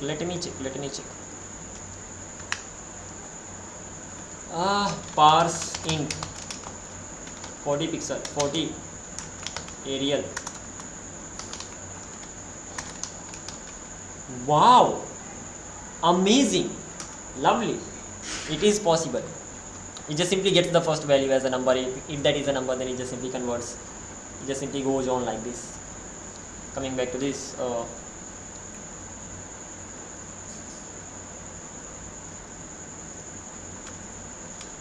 parse int, it is just simply gonna parse font multiplied by 1.2. Alrighty, here we are. Done. The beta name can be, अरे भाई क्या दिक्कत है? Get text dimensions. Such a good name, yaar. Real, such a good name. Get text dimensions. Here we are. So this is where we are gonna be getting the text dimensions. Coming back to this. Okay. So we have to get the height and width. We have text. Do we have text? We have the text. We are trimming and all. After that, text editing state. From there, I'm just gonna get this const width, height, get text dimensions. Pass the ctx. Where is the ctx?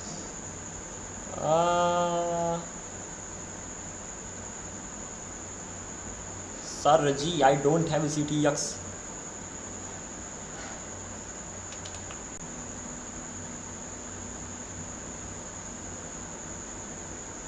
Canvas ref, of course. We can create the context.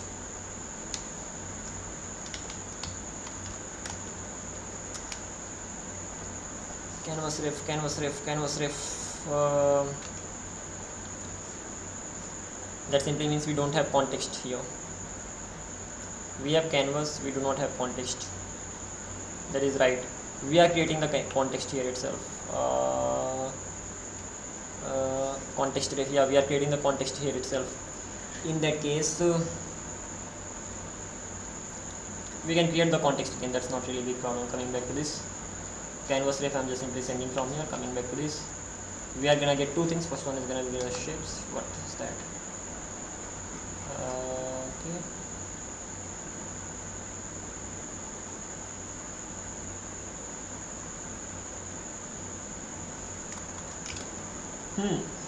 Get text dimensions. If I get rid of this, set of shapes, so it needs to have set of shapes.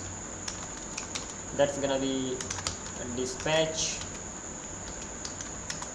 set state action of shape. Yeah, makes sense. And what is gonna be the next value? That's gonna be the canvas, and that's gonna be canvas ref and ref object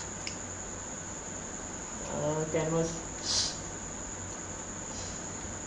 Okay, ref object on HTML canvas element.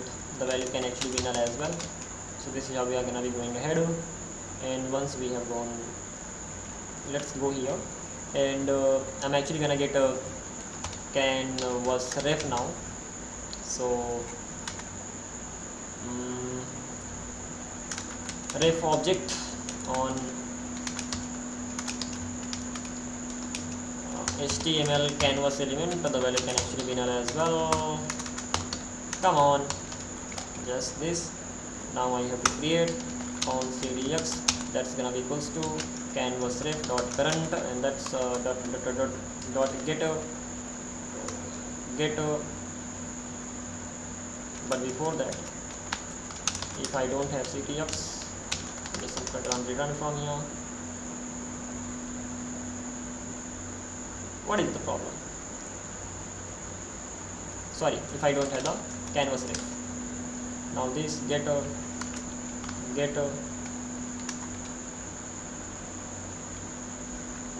Or get. How do we create this?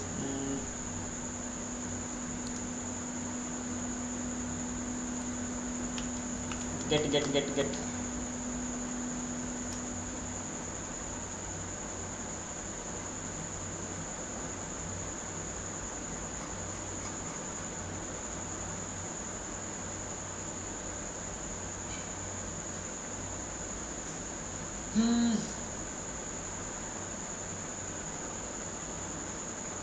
Yeah, get context here, come on. Yeah, so get context 2D. Once we have the context, we are adding the ctx.font. If I don't have that, in that case, if I don't have the ctx, I'm just simply gonna return from here. Apart from this particular thing, we have the font. We are just simply adding the font. Anything else, bro? Nothing. So we have done this. We are just simply returning this. Coming back to this,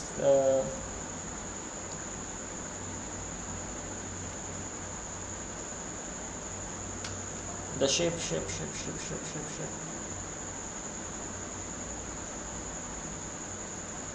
What is the problem? Arrow shape is not assignable to set its shape. Okay, when we are setting, that's actually an array. Happy go lucky, yeah, the error is gone. And come back here, canvas ref. What all do I need to pass? अरे भाई कुछ तो pass करना है. First one is canvas ref, so let's pass the canvas ref. Second one is the text. Pass text. The third one is the font. Now the question is, where is the font? Good question. Where is the font? This is the font. Font is gonna be the combination of font family and this, so that simply means dollar font size and dollar font family. So that's gonna be the font. So that's just simply gonna be passed over here. I'm gonna get width and height. Undefined. Null.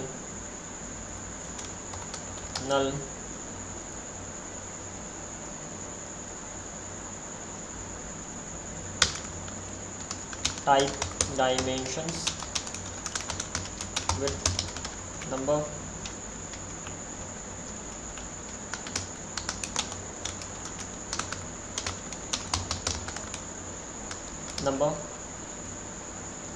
the return point is gonna type is gonna be dimensions, and null. The job is done. Come back here. Dimensions. If I don't have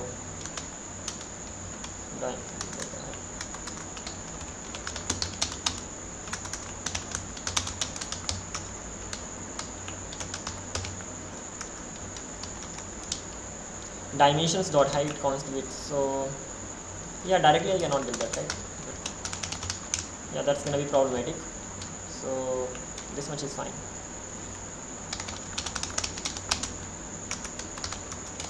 Alrighty, this is done. Let's add the value of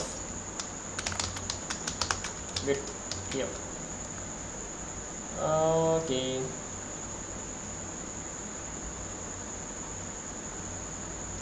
The width type number or undefined is not assignable to number. Okay, understandable. In that case,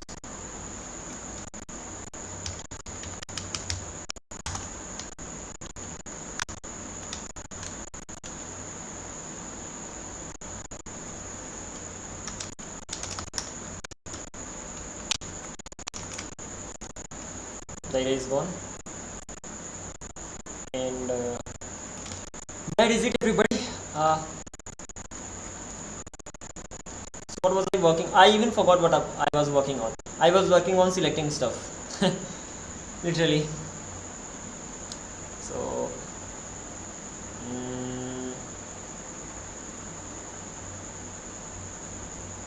hit test. Point in text, that is done right now, and now we have point in image height width. I think I'm already, thankfully I'm saving it there, so it can be easily done as well. So the job is done. Finally done. Of course we have to optimize it. I mean, format is even better, but as for right now, big thumbs up. And now Bundef, yeah, already. What the hell? Bundef. Even turbo is gonna be running. I don't want turbo to run right now. cd app/web bundef.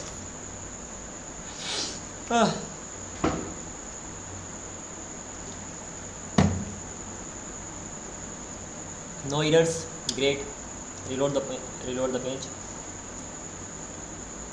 Oh my god, took a lot of time here. Don't know how many formulas I had to go with it. Even I have to keep in mind that I remember them, or I need to document them really well. I forget the formulas.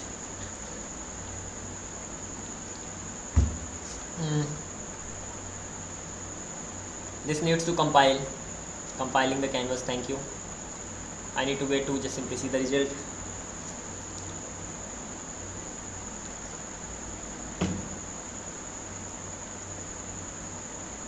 It's 8:21. How long have I been live for? 2 hours 34 minutes. Wow.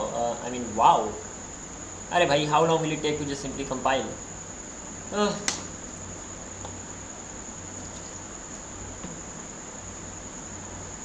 Come on. Thank you. Okay, this is how it looks like. And if I draw shape optimized well, so that is something I'll have to keep in mind. I'll have to fix this anyway. what the hell? Okay, that's fine. Now if over here, let me just clear the whole thing.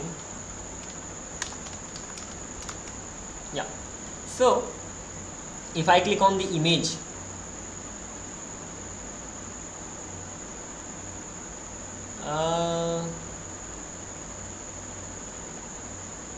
what is this? Selected shape null, that simply means it is not working. This worked, this worked, this worked. So point is, this free draw is working, diamond is working, arrow is working, line is working, circle is not working, congratulations. Rectangle is working, sorry, ellipse, circle is not working, ellipse is not working, text is working, and image is not working. Why? So we have the image, we have the ellipse, we have circle, we have ellipse.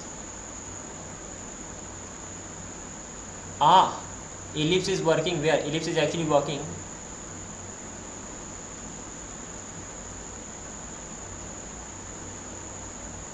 Here. Why? So ellipse is working somewhere here. So there is something wrong with ellipse. The formula it has, that's wrong. Similarly, if I select here, so that's the circle. The image must be working somehow. Yeah, if I select the image here, then it's working. So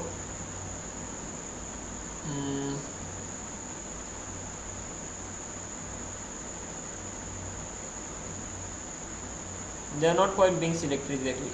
These things are working, but why not these? Okay, this is a to do.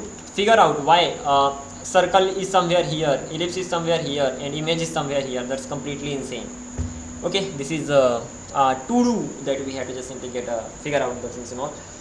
For now, I'm just simply gonna have some food and all, and after that I'll be back. Probably we'll work on this tomorrow, and then let's see how it's gonna be going on. As for right now, that was it. I'm gonna be catching up, but with some other things probably and all.